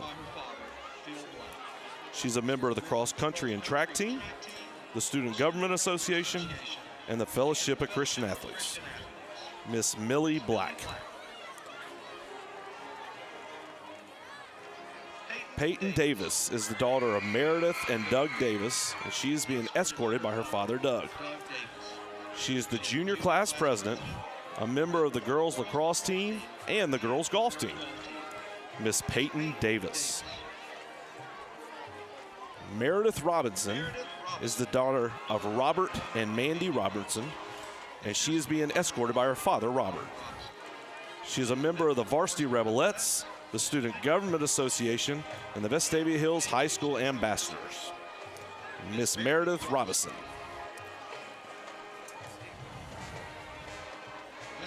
And now the senior court. Anna Kate Bailey is the daughter of Kristen and Brad Bailey, and she is being escorted by her father, Brad. She is a member of the Vestavia Hills High School Ambassadors, the Student Government Association, and the Speech and Debate Team. Miss Anna Kate Bailey. Finley Becker is the daughter of Todd Becker and Carrie Fell, She is being escorted by her father, Todd. She is the vice president of the senior class, the president of the French club, and is a member of the varsity track team. Miss Finley Becker. Joy Cook is the daughter of Cheryl and Evelyn Cook. And she is being escorted by her father, Elvin. Joy is an active member of the honor choir, Just Singing, and the One Birmingham Service Club. Miss Joy Cook. Kate Hurst is the daughter of Stacy and Robin Hurst, and she is being escorted by her father, Robin. She is the director of publicity for the Executive Student Government Association, a Young Life leader, and is a Vestavia Hills High School ambassador. Miss Kate Hurst. Madeline Rooks is the daughter of Anna and Brandon Rooks, and she is being escorted by her father, Brandon.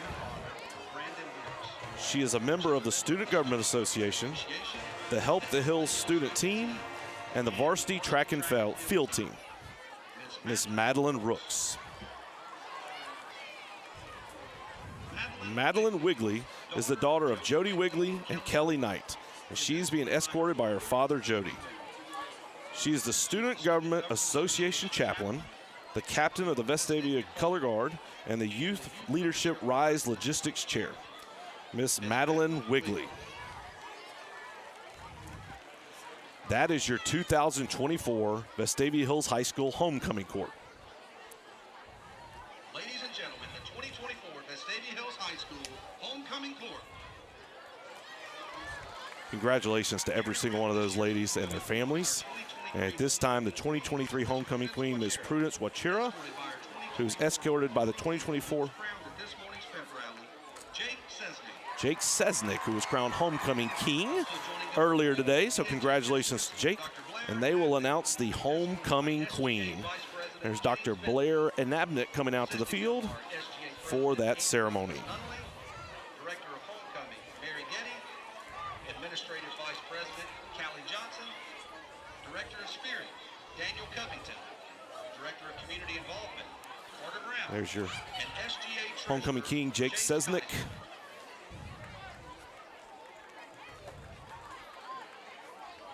Ladies and gentlemen, the 2024 Vestavia Hills High School homecoming queen is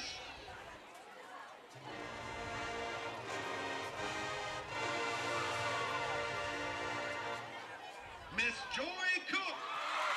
And congratulations to Joy Cook, the 2024 Vestavia Hills High School homecoming queen.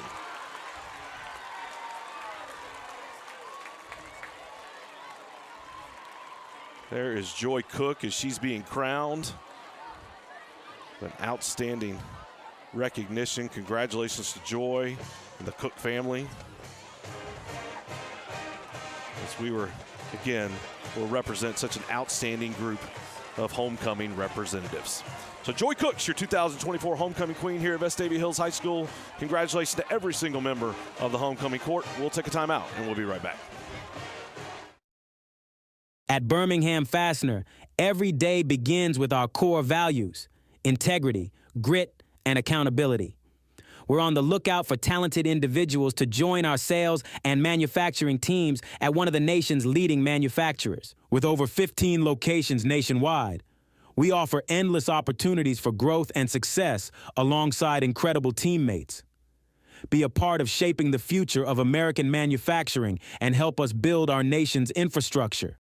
Are you an enthusiastic sports fan? Want to have fun and get in on the action? Heck yes, that'd be awesome. Have great attention to detail? Want to stay active? Definitely. Want to give back to the student athletes in your community? Obviously, yes. Then you'd make an excellent high school sports official. We need more officials in Alabama, because with no high school officials, there are no high school sports. Sign up today at highschoolofficials.com. Renew and refresh. JH Outback focuses on strengthening family bonds with spouses, parents, and children to help in spiritual growth and life purpose. Join us for a fun-filled weekend together in an undistracted environment, enjoying the outdoors with great food, entertainment, and live music. JH Outback. Renew and refresh.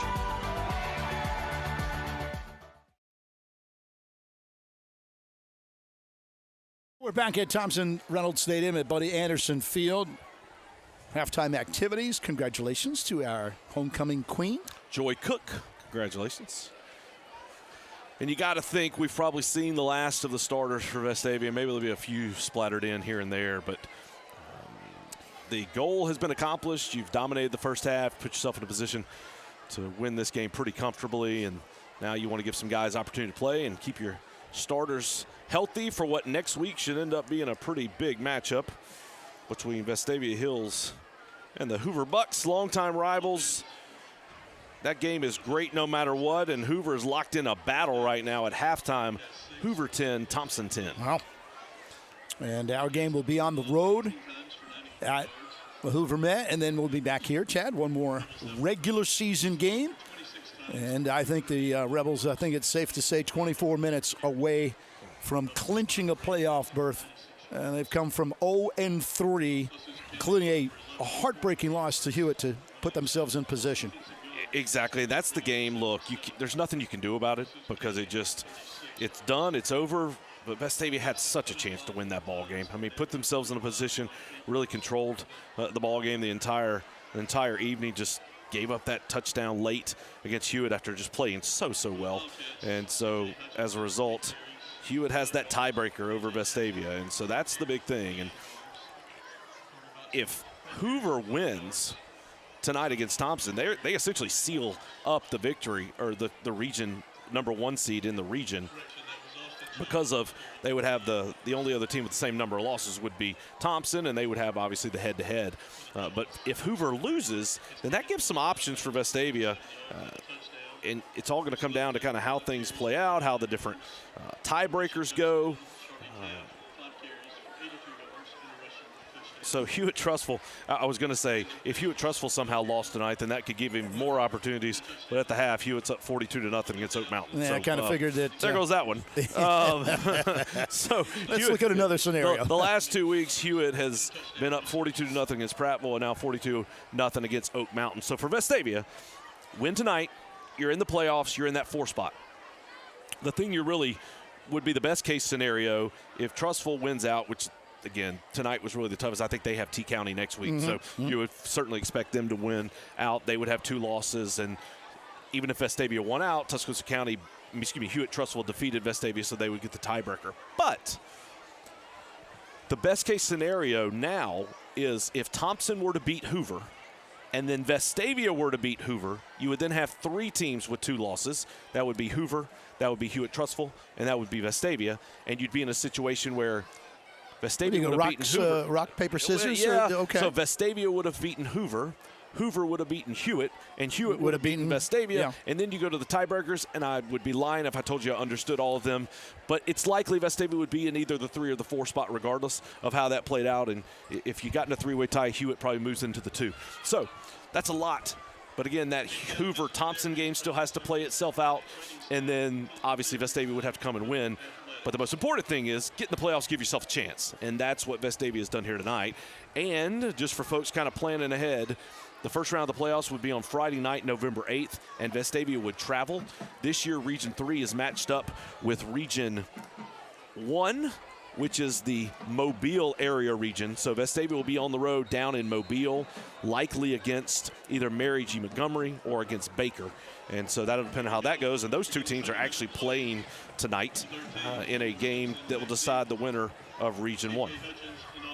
We will begin the 3rd quarter, and it will be a touchback. You know, the funny thing for me is that at Hoover and at Hewitt right now, they are talking exactly like we are. If this, then that. If that, then we do this. If we move here, then we do that. That's the great thing about it. Pat Smith, who is involved with the Hewitt-Trussville Huskies Network, was calling me early this week, and he was going through all the scenarios, and you know they're trying to book travel and. That's the neat thing, and that means that's a good thing. That's a good thing to have. Third quarter underway with a handoff. Jackson. Maybe a yard. And we had a pretty clean first half from a penalty standpoint. And on the first play of the second half, a penalty is on the ground. Yeah, one big penalty charged to TC in the first half would stall the drive, took them out of a position where they were driving for some points. And this will be against the Rebels. Yeah, face mask against That's a big one. Vestavia Hills. Big penalty. This is still the starting defense on the field for the Rebels. This is, it's such a difficult decision for Robert Evans. Again, he's been there, he's played there, he's played the game. But I don't know where. I have no idea as a broadcaster when you make your substitutions. You're up big, and there's not a blueprint. We got a backup quarterback in who, Tate Pettis, lefty, as the Wildcats will go to the bench first, but makes a completion on his first pass. Yeah, Carter Dotson, the senior. Pettis is a junior, likely the heir apparent next season, so they're going to go ahead and get him some work here in this second half. But I would think, again, there's not a blueprint and a contract that you look at that says, okay, here's when you pull your guys at this point. There's so much analytics going involved. And if I'm Robert Evans and both coordinators, I also want to be careful. I don't take my foot off the pedal because they got a huge game next week. 2 for 2 now. Pettis, the backup quarterback, right over the middle. Joe Saliba. Well, got to say, with just a 2-play sample, this offense looks way better with Pettis behind center.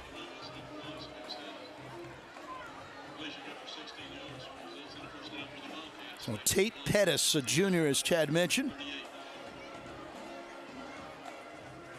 2 passes, and the Wildcats are in Rebels territory.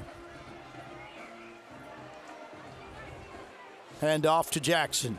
Tripped up after about 2 yards. Chad, you mentioned clean game. We haven't had a lot of penalties, and I believe is it Will Banks' interception the only turnover?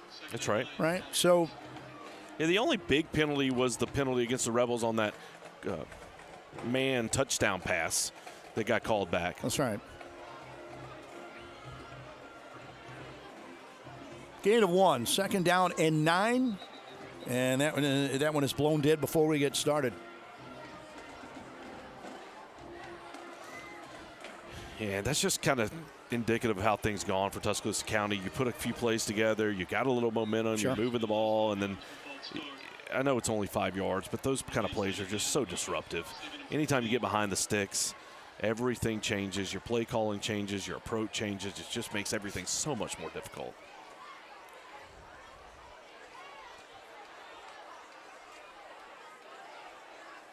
Trips to the left of the lefty quarterback. The man in motion. And a pitch. Jackson gets some of that penalty yardage back. He's down at the 35. That play wasn't looked, the cleanest looking thing. No, that looked rather discombobulated there, but ended up tossing it, which I think it was supposed to be a run play. He tossed it forward, so it'll go down as a pass. But nonetheless, picked up a few yards. Still 3rd and long.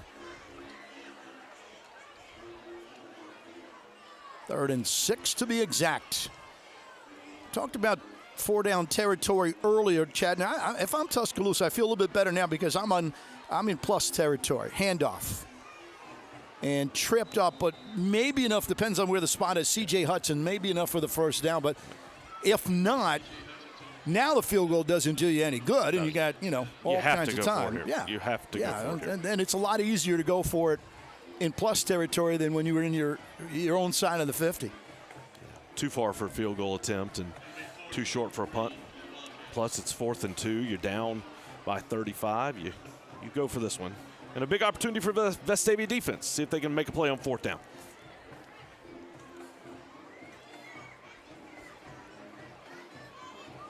It is a handoff. Got it. And he's got the first down.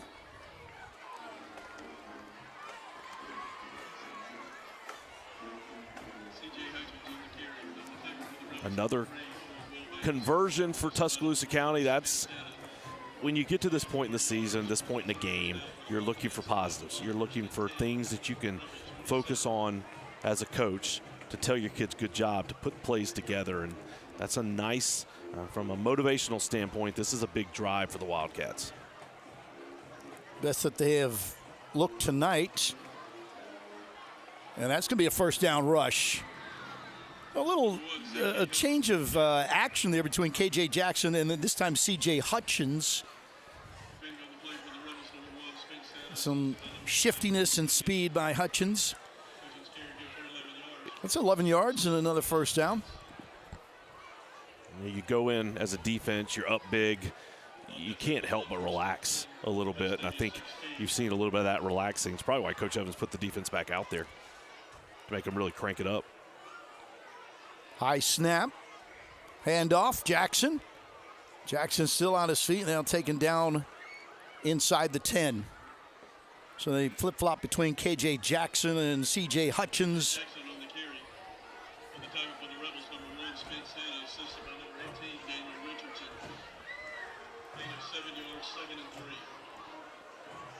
Second and 3 for the Cats.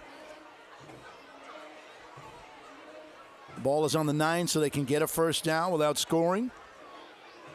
They go try to sweep, and it is snuffed out. That was Cherry, and he is taken down on a beautiful defensive play by William Plaisance.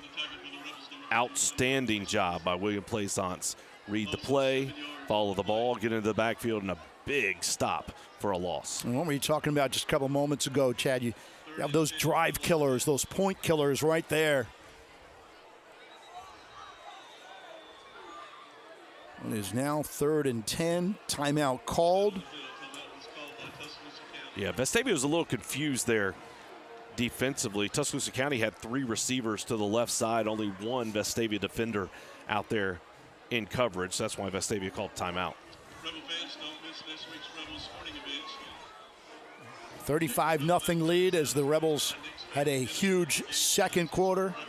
21 points. Charlie Taft, 2 more touchdowns on the ground. Carson Purdy, rushing touchdown on the ground. Luke Stubbs has caught a touchdown. We want to say happy birthday to Lisa Greer. Lisa works in the Vestavia Hills Athletic Department office, does such an outstanding job. She celebrated her birthday last week. She and Patrice Langham both work in that office. Just do a great job working with Coach Miles. And so happy birthday to Lisa. Had the pleasure of meeting her today in our Rebel reception room. She said, "Are you Kurt Bloom?" I said, "I am just Chad Pilcher's caddy.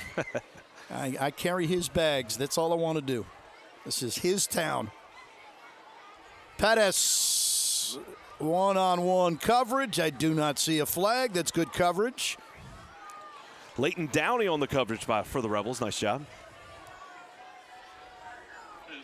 And now, Chad, back to that 4th down, long, and obviously, again, field goal is not going to do you anything, although I do see a massive change there.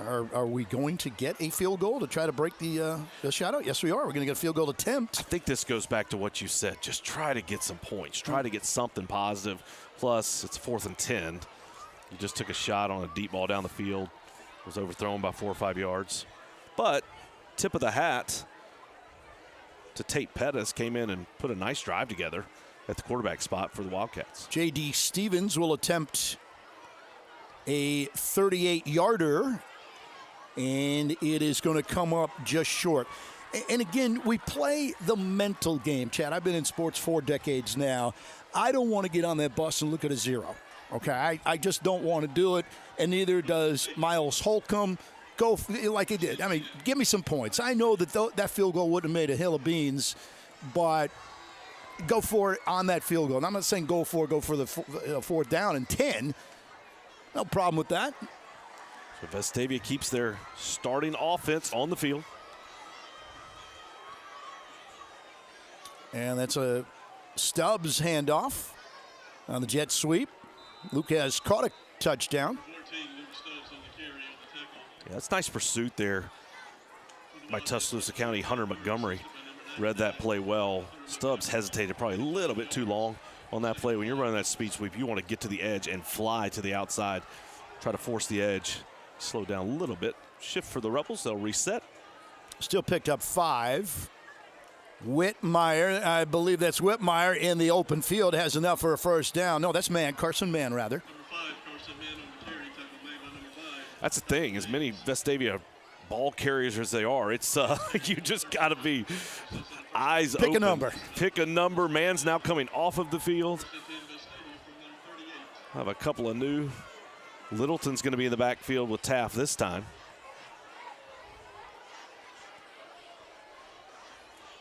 Stubbs near side. Littleton cuts through, gets into the secondary, and then is taken down right around midfield. Talking about the challenge of defending this Vestavia offense and Coach Josh Franklin, I was watching one of the broadcasts. I think it was the Vestavia's game against Prattville. I was listening to the Prattville broadcast, kind of watching, just kind of getting ready for this game and watching some plays. And it was funny to hear them talk about how many different spots these Vestavia ball carriers and skill players line up. And they talked about Littleton. And on 4 different plays, he lined up in 4 different positions.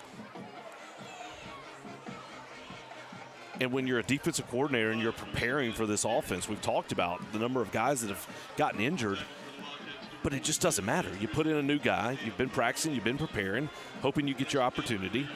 And these guys play so many different spots. It's just a credit to them to understand, to execute as well as they have. They have bought in. That's the bottom line. That's Carson Mann. Can he get the edge? Yes, over the 40. And that is a shoestring tackle. Otherwise, that would have gone for a very long gainer. Really nice blocking out on the edge by Luke Stubbs at the wide receiver spot. He caught a touchdown pass earlier tonight. Last time did a nice job to give Mann some extra yardage. And it was Kylan Mays on the tackle. Taff finds Laws, and then Laws makes a move inside the 10-5 touchdown. Zach Laws. So on the last play of the first half, Laws got about a yard away from a touchdown this time. Good read by Charlie Taff. Found Laws as the open receiver, and then Laws did the rest himself, made one man miss, and then used his speed to get into the end zone. Owen Simpson trying to make it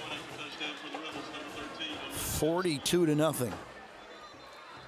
That does not count. Whistle before. Illegal procedure on the Rebels. And you'll have to re-kick.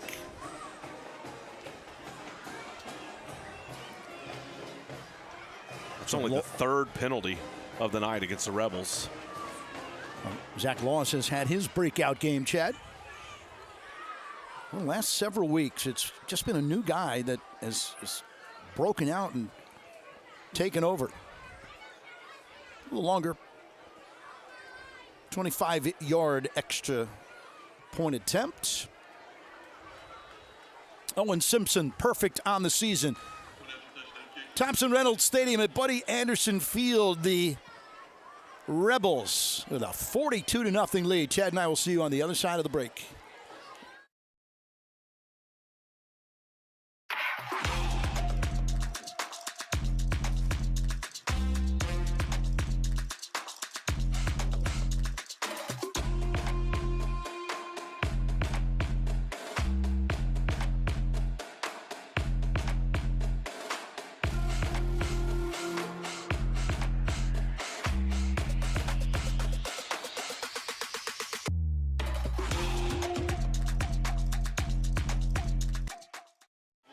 Rebels with a huge lead, 42-0 here in the 3rd. A win, and the Rebels, who started the season 0-3, would clinch a spot in the postseason. This is C.J. Hutchins taking it back, and then he slipped after the 30-yard line. And you have to point to the coaches. And you start with Robert Evans. I mean, it's still long way to go. You got a fourth quarter and 3 minutes here, but man, what a turnaround these guys have engineered, trying for their fourth win in Region 3 play after starting 0-1.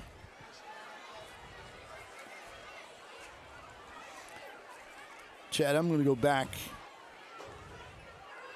to the Hewitt game. We have a handoff for C.J. Hutchins. Do you remember what Robert Evans said after we asked him, what did you say to your team after the Hewitt loss? And he gathered all of them in a big circle around the 20-yard line. Do you remember what he said? He did not talk about the game. Remember that, you know? And I think you can go back to that as maybe a turning point. They just told him he believed in him, and he told him that he knew that they'd put the work in and what they could accomplish, and the kids have responded to that. Pettis, just shy of a first down, depending on the mark. Yeah, he gathered everybody up after really just a gut-punching loss to Hewitt, leading for 45 of the 48 minutes. And he didn't talk about the game after the loss. And he said, I love you guys, and believe in yourself. Every game from that week on, Chad, was just about a must-win, wasn't it? Fake handoff, Pettis would get the first down. Just one observation for Tuscaloosa County. Again, this has been a tough year. First year under a new head coach. It's obviously not gone well. They're going to drop to 0-8 after tonight. But they've got some good-looking pieces. If you look at kind of just from a purely skill position standpoint, you see Tate Pettis has looked good. He's a junior quarterback. And these two receivers at the bottom of the screen just look really, really nice. Sean Moten, Austin Cherry, they're tall, they're long. Like these are pieces that Tuscaloosa County can build upon. Those are both juniors and will be back next year. Cherry looks very impressive. I watched him on tape, and nice run.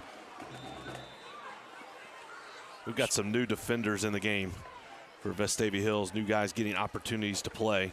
We've talked about it. You never know when your number's going to get called. Had that chance to make a play. Bo Stockard made that tackle. I've got one story tucked away. I'm going to wait for the fourth quarter. An interesting thing happened to me earlier today.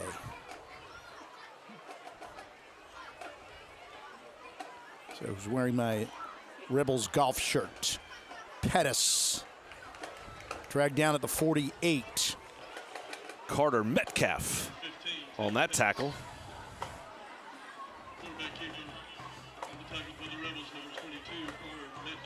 I saw Bo Stockard get up after that as well. He was, as we say, in the vicinity.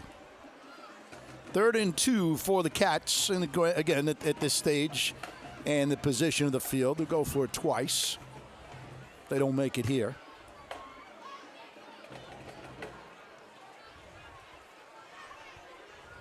And there's some outside running room for Hutchins and a first down. So C.J. Hutchins will move the... Walker Hogue on the tackle for the Rebels. For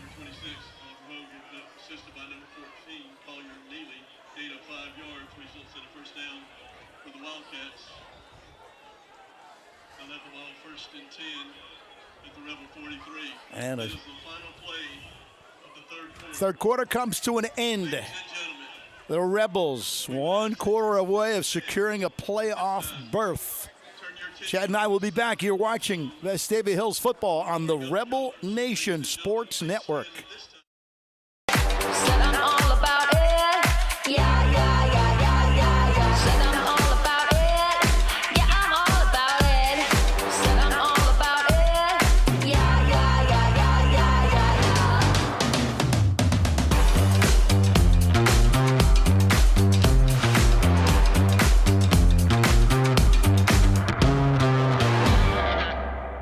You have to pay taxes. Ugh. It's just part of life. In the great state of Alabama, we have an awesome thing in our tax code called the Alabama Accountability Act, which allows you to redirect up to 100% of your state taxes to Scholarship for Kids, a scholarship granting organization that benefits partner schools like Restoration Academy. It's a no-brainer. Use your tax money for something that will make a huge impact at no cost to you. For more information, go to choosera.org.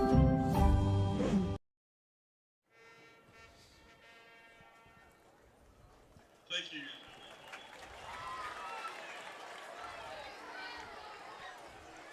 Back for the fourth quarter. 42-0, the Rebels with a resounding, not victory, but lead. A dominating performance, as was last week against Oak Mountain.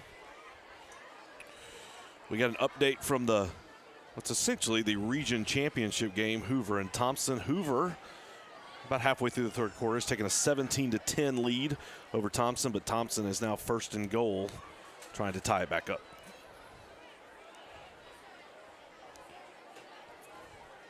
The other score we mentioned a little earlier,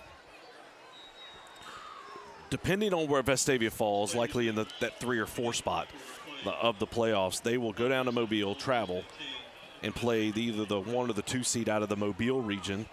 Tonight, the 1 and 2 teams in that region, Baker and Mary G. Montgomery, are playing, and Baker is up 21-7 in the third quarter.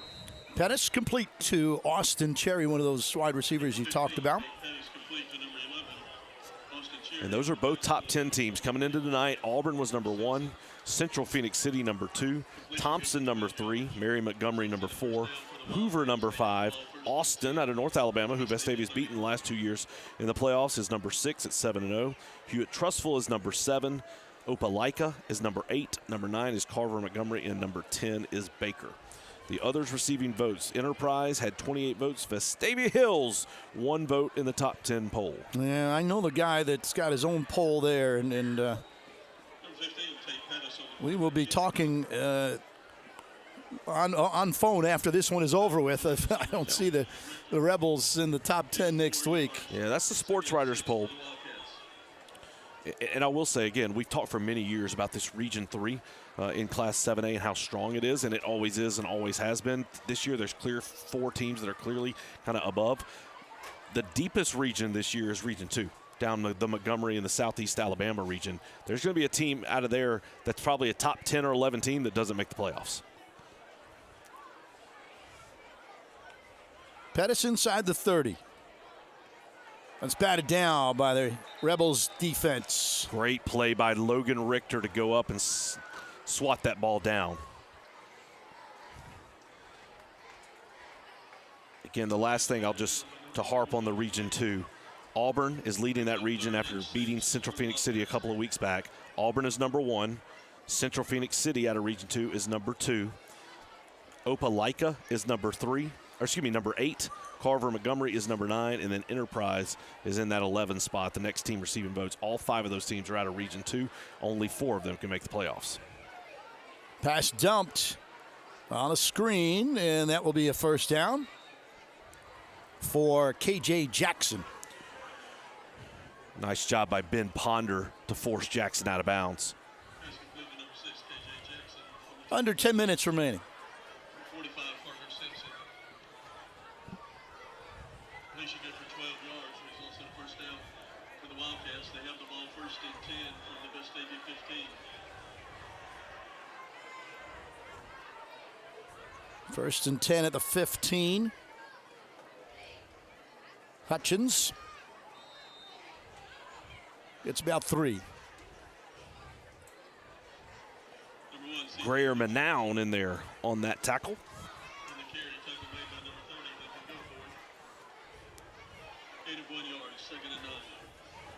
Good look of the Rebel defense there just a little bit earlier.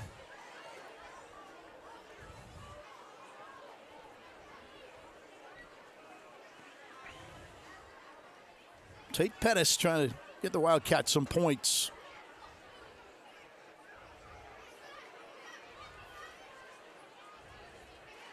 They do have a lot of guys in motion.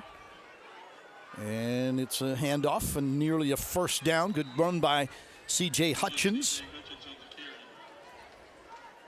They needed 9. And he's going to be short by about a yard. Well, let's try that again. 3rd and 5. Right at the 10.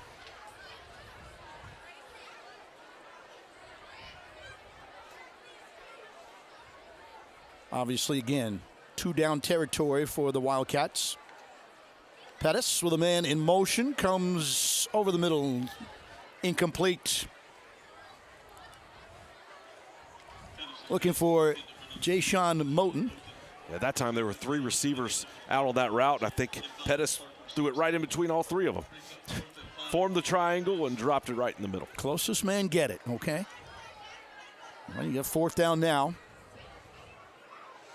Rebels with some backup defensive players in, but trying to preserve the shutout here on homecoming.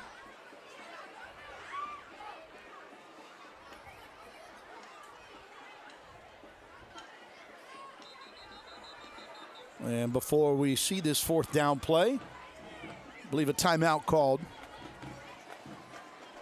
by Tuscaloosa County. We'll take a look here again. We've talked about when this game is finished, Vestavia will be in the playoffs, which is quite a feat considering kind of how this season started, 1-4, fought back, stayed confident. And when you look back at the history of Vestavia Hills football, from 1990 to 2013, Vestavia Hills made the playoffs 22 times out of 24 years. After that, missed the playoffs in 14, made it in 15, got to the 2nd round, didn't make it again until 2019. Then 2020 went 4-6, 2021 made 4-6, did not make the playoffs. And then Coach Robert Evans showed up in 2022. Vestavia goes 7-5, made the playoffs, lost in the 2nd round to Thompson. Last year, Vestavia goes 9-3. Lost in the 2nd round to Thompson, and then this year on the verge of going to the playoffs for the 3rd consecutive year for the first time since 2013. Well, Robert Evans be 3 for 3 in playoff appearances. 4th down.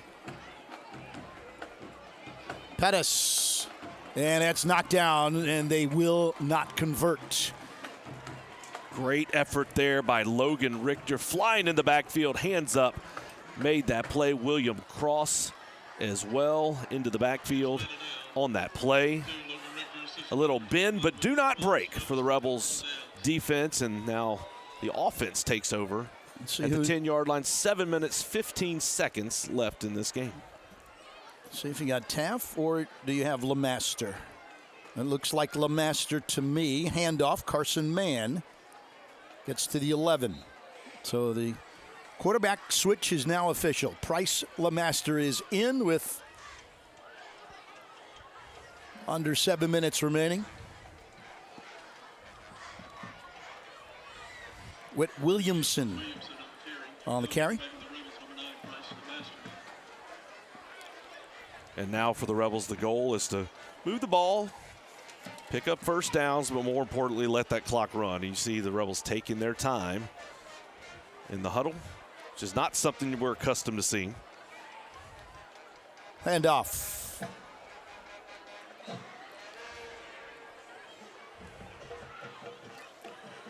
And as you mentioned, Chad, 6 Whit Williamson, not 5-man, but 6 Williamson.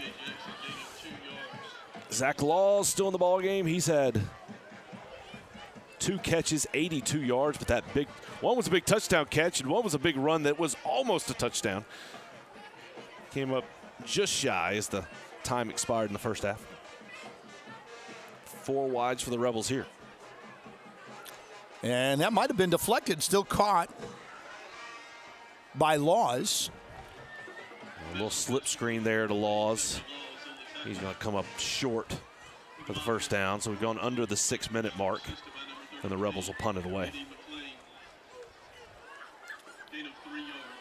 Chad, I mentioned a story today, and my embarrassment, I didn't write this lady's name down, but I believe she is the grandmother of Baker Stewart.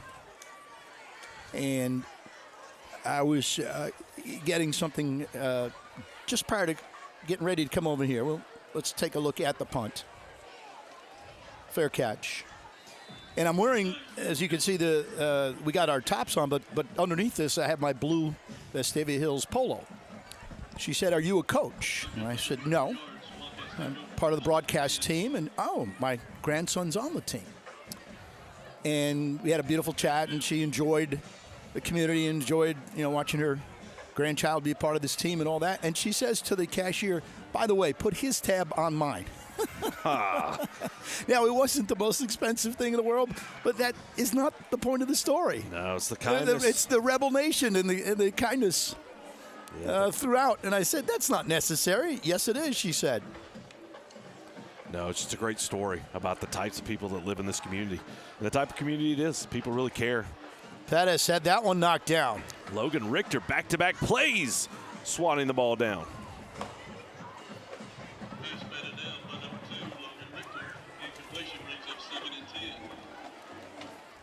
Now, again, I don't think we can give enough credit to Robert Evans, head coach, Josh Franklin, the OC, and Chad Merrill, the DC.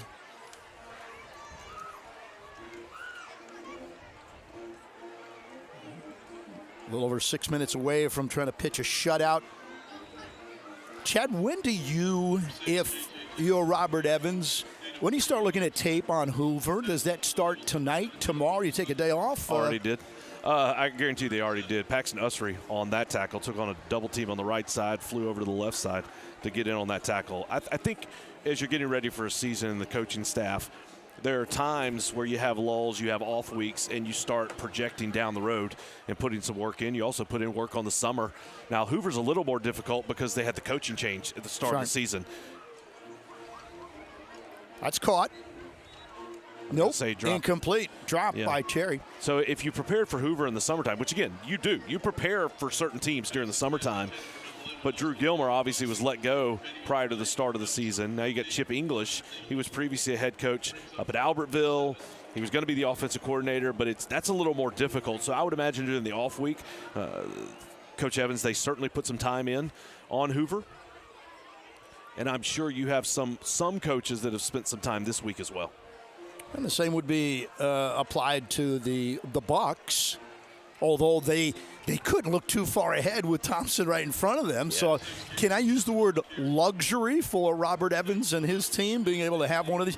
You know, Robert told us a couple of weeks ago, after the Oak Mountain win, and he said, we really need one of these. We needed one of these where you just they work so hard and you want to see results and you don't want to sweat it out. And he's got to be absolutely tickled. This is with 2:40 left. One final change of possession, perhaps. LeMaster, short pass. Far side caught. And then you got the opportunity next week. That's Hayes Hudson on the reception. You got an opportunity next week. That's big boy football next week, Chad. Yeah, it's a great look. Vestavia's had 3 pretty easy weeks in a row. You've gone out, you've gotten the victory. I think that's against safe. Prattville, that's safe, yeah. Oak Mountain. There was a little tension there in the second half, but ultimately Vestavia played well, pulled away, and tonight's really just never been that close. And so you've had 3 pretty easy weeks in a row, and now. But you needed them, Chad. Can I say that? Can I insert that? You needed them after that murderous 3-game schedule in the beginning. Yeah, most certainly. And again, with so many injuries that Vestavia had, you needed it. You had the off week in there as well. But the reality is, now it gets real. You've got Hoover, who's a top 5 team, and who is at the end of the third quarter. Thompson is up 20-17. But did Thompson punch it? They punched it in, and they were on the goal. Got in, and they got a field goal, so they're up 20-17. This is a top 5 team, is Hoover. Then you're going to play Chalkville, who's currently number 2 in Class 6A, and then you're going to play either the number 1 or the number 2 team out of Mobile. So it is big boy football from this point on. Just over a minute remaining in this one. Yeah, I mean, the free pass is over with. Hoover, Clay, and then the playoffs. Yeah, and not just the playoffs, a number 1 or a number 2 seed, depending on where you land, on the road, which is, again, a challenge in itself and not an easy road trip. It's not just down the road. It's trekking it down to Mobile. So Vestavia has done what they needed to do. They executed tonight. They played well. They've gotten themselves into the playoffs. But now the intensity level cranks up a little bit higher, and you got to go get ready to play your best football. But the great thing is, this team played really, really good football teams in the early going, took its lumps, got better, and now they've got an opportunity to really do something special as this season comes towards the home stretch. I got a feeling that the Hoover Met will be packed next week on both sides. And luckily, you and I will have a free entrance. And we remind everybody you can watch all and everything that we do. Go to YouTube and the One Rebel Athletics YouTube site for us. And, this is your time when we usually thank John Versiglio and Abby Gillette and our incredible camera crew, led by students, no less. Just absolutely incredible pictures tonight. They've had And again, great they're taught performance. by Abby Gillette. She was named Teacher of the Year at Vestavia Hills High School a little bit earlier. Stephen Gill, Roger Jackson run our stats, do an awesome job. Joy Cook, congratulations. She was named the homecoming queen here tonight at Vestavia Hills High School. And congratulations to Coach Robert Evans and the 2024 Vestavia Hills Rebel for the third consecutive year. The Rebels are headed to the playoffs. Chad, I was thinking about this prior to the game, and you can expand on it. Robert Evans, to me, has got to be the leading candidate for Coach of the Year in this region. I mean, to start 0-3, 0-1, you knew Thompson was going to be good. You knew Hoover, well, kind of this, that, and the other. But, I mean, to come from 0-3, lose that heartbreaker to Hewitt, and he kept this team together. They could have gone in reverse. Any one of those other clubs we mentioned earlier, Oak Mountain, Hillcrest, Prattville, they tag a win on the Rebels, and we're not talking about playoffs. Yeah, there are some outstanding coaches in this region, but look, I don't think Vestavia would rather have anybody else than Coach Robert Evans. He does a phenomenal job every single week getting these kids ready to play, taking a team that, look, may have deficiencies here and there, but he understands this team's strengths. He understands this team's weaknesses. Nobody could have prepared for the number of injuries that the Rebels have had this year, but they've just kept plowing through despite that rough start early in the season. Fought back. You're now back to 500 at 4-4. You've got a 4-2 record in the region. You're into the playoffs. You're playing your biggest rival next week for playoff positioning. And, man, just really proud of these kids, this coaching staff, and what they've done. This entire athletic department tonight for the second straight week. Vestavia's put up over 500 yards of offense. They're in tonight with 507 yards. Just outstanding performance in a 42-0 victory. And we said it. You had the off week. You're able to get healthy. You've gotten 3 in a row against teams that you were better than. But you've come up. You showed up. Even on homecoming here tonight, you executed. And you hear the team yelling down there on the field because they just accomplished something that's really hard to do. But now you got to crank it up a level. You've been building up to this all season long, and now this is what you play for. You got a good chance to go do something special. I can't, again, thank this camera crew enough. These are all students here. Chad, look at that screen for a moment. I see a guy on a scooter. I see another guy, like you mentioned before, that's Watson with the black hoodie and everything like that. Robert Evans has taken a team that went 0-3, was on his 6th running back. And just to show you, this wasn't easy. He's got guys dinged up. That's not even talking about Wilbanks, who we thought would be out for the year with a fractured elbow, and he just slapped the pad on and said, let's go get it. Yeah, it's really incredible what they've done. And again, we're thrilled to get to watch them every single week. And as we go forward, this is how you can watch us. Stay with us all season long. The NFHS Network, if you have subscription there. The One Rebel Athletics YouTube page. We're obviously live for the regular season. We will be streaming all games live there. You can watch. If you go on your phone or your iPad, you can go to the One Rebel Athletics app, and that'll take you to that link. And again, once the playoffs start, we'll shift to NFHS per AHSAA rules. But again, for the next 2 weeks, you can check us right there on the One Rebel Athletics app and the YouTube page. And we look forward to some outstanding football in the next couple of weeks. Yeah, we'll remind you for the final time, either come to the Hoover Met and support the Rebels in person, or catch it right here where you're watching us on that One Rebel Athletics. So for our entire incredible production crew, John Versiglio heads that, Abby Gillette, Myra Miles, the athletic director, Robert Evans, and we always leave out guys, our camera people, this, that, and the other. For Chad Pilcher, my outstanding broadcast partner, this is Kurt Bloom, CB, saying may today be the best day of your life, but tomorrow be even better right here on the Rebel Nation Sports Network.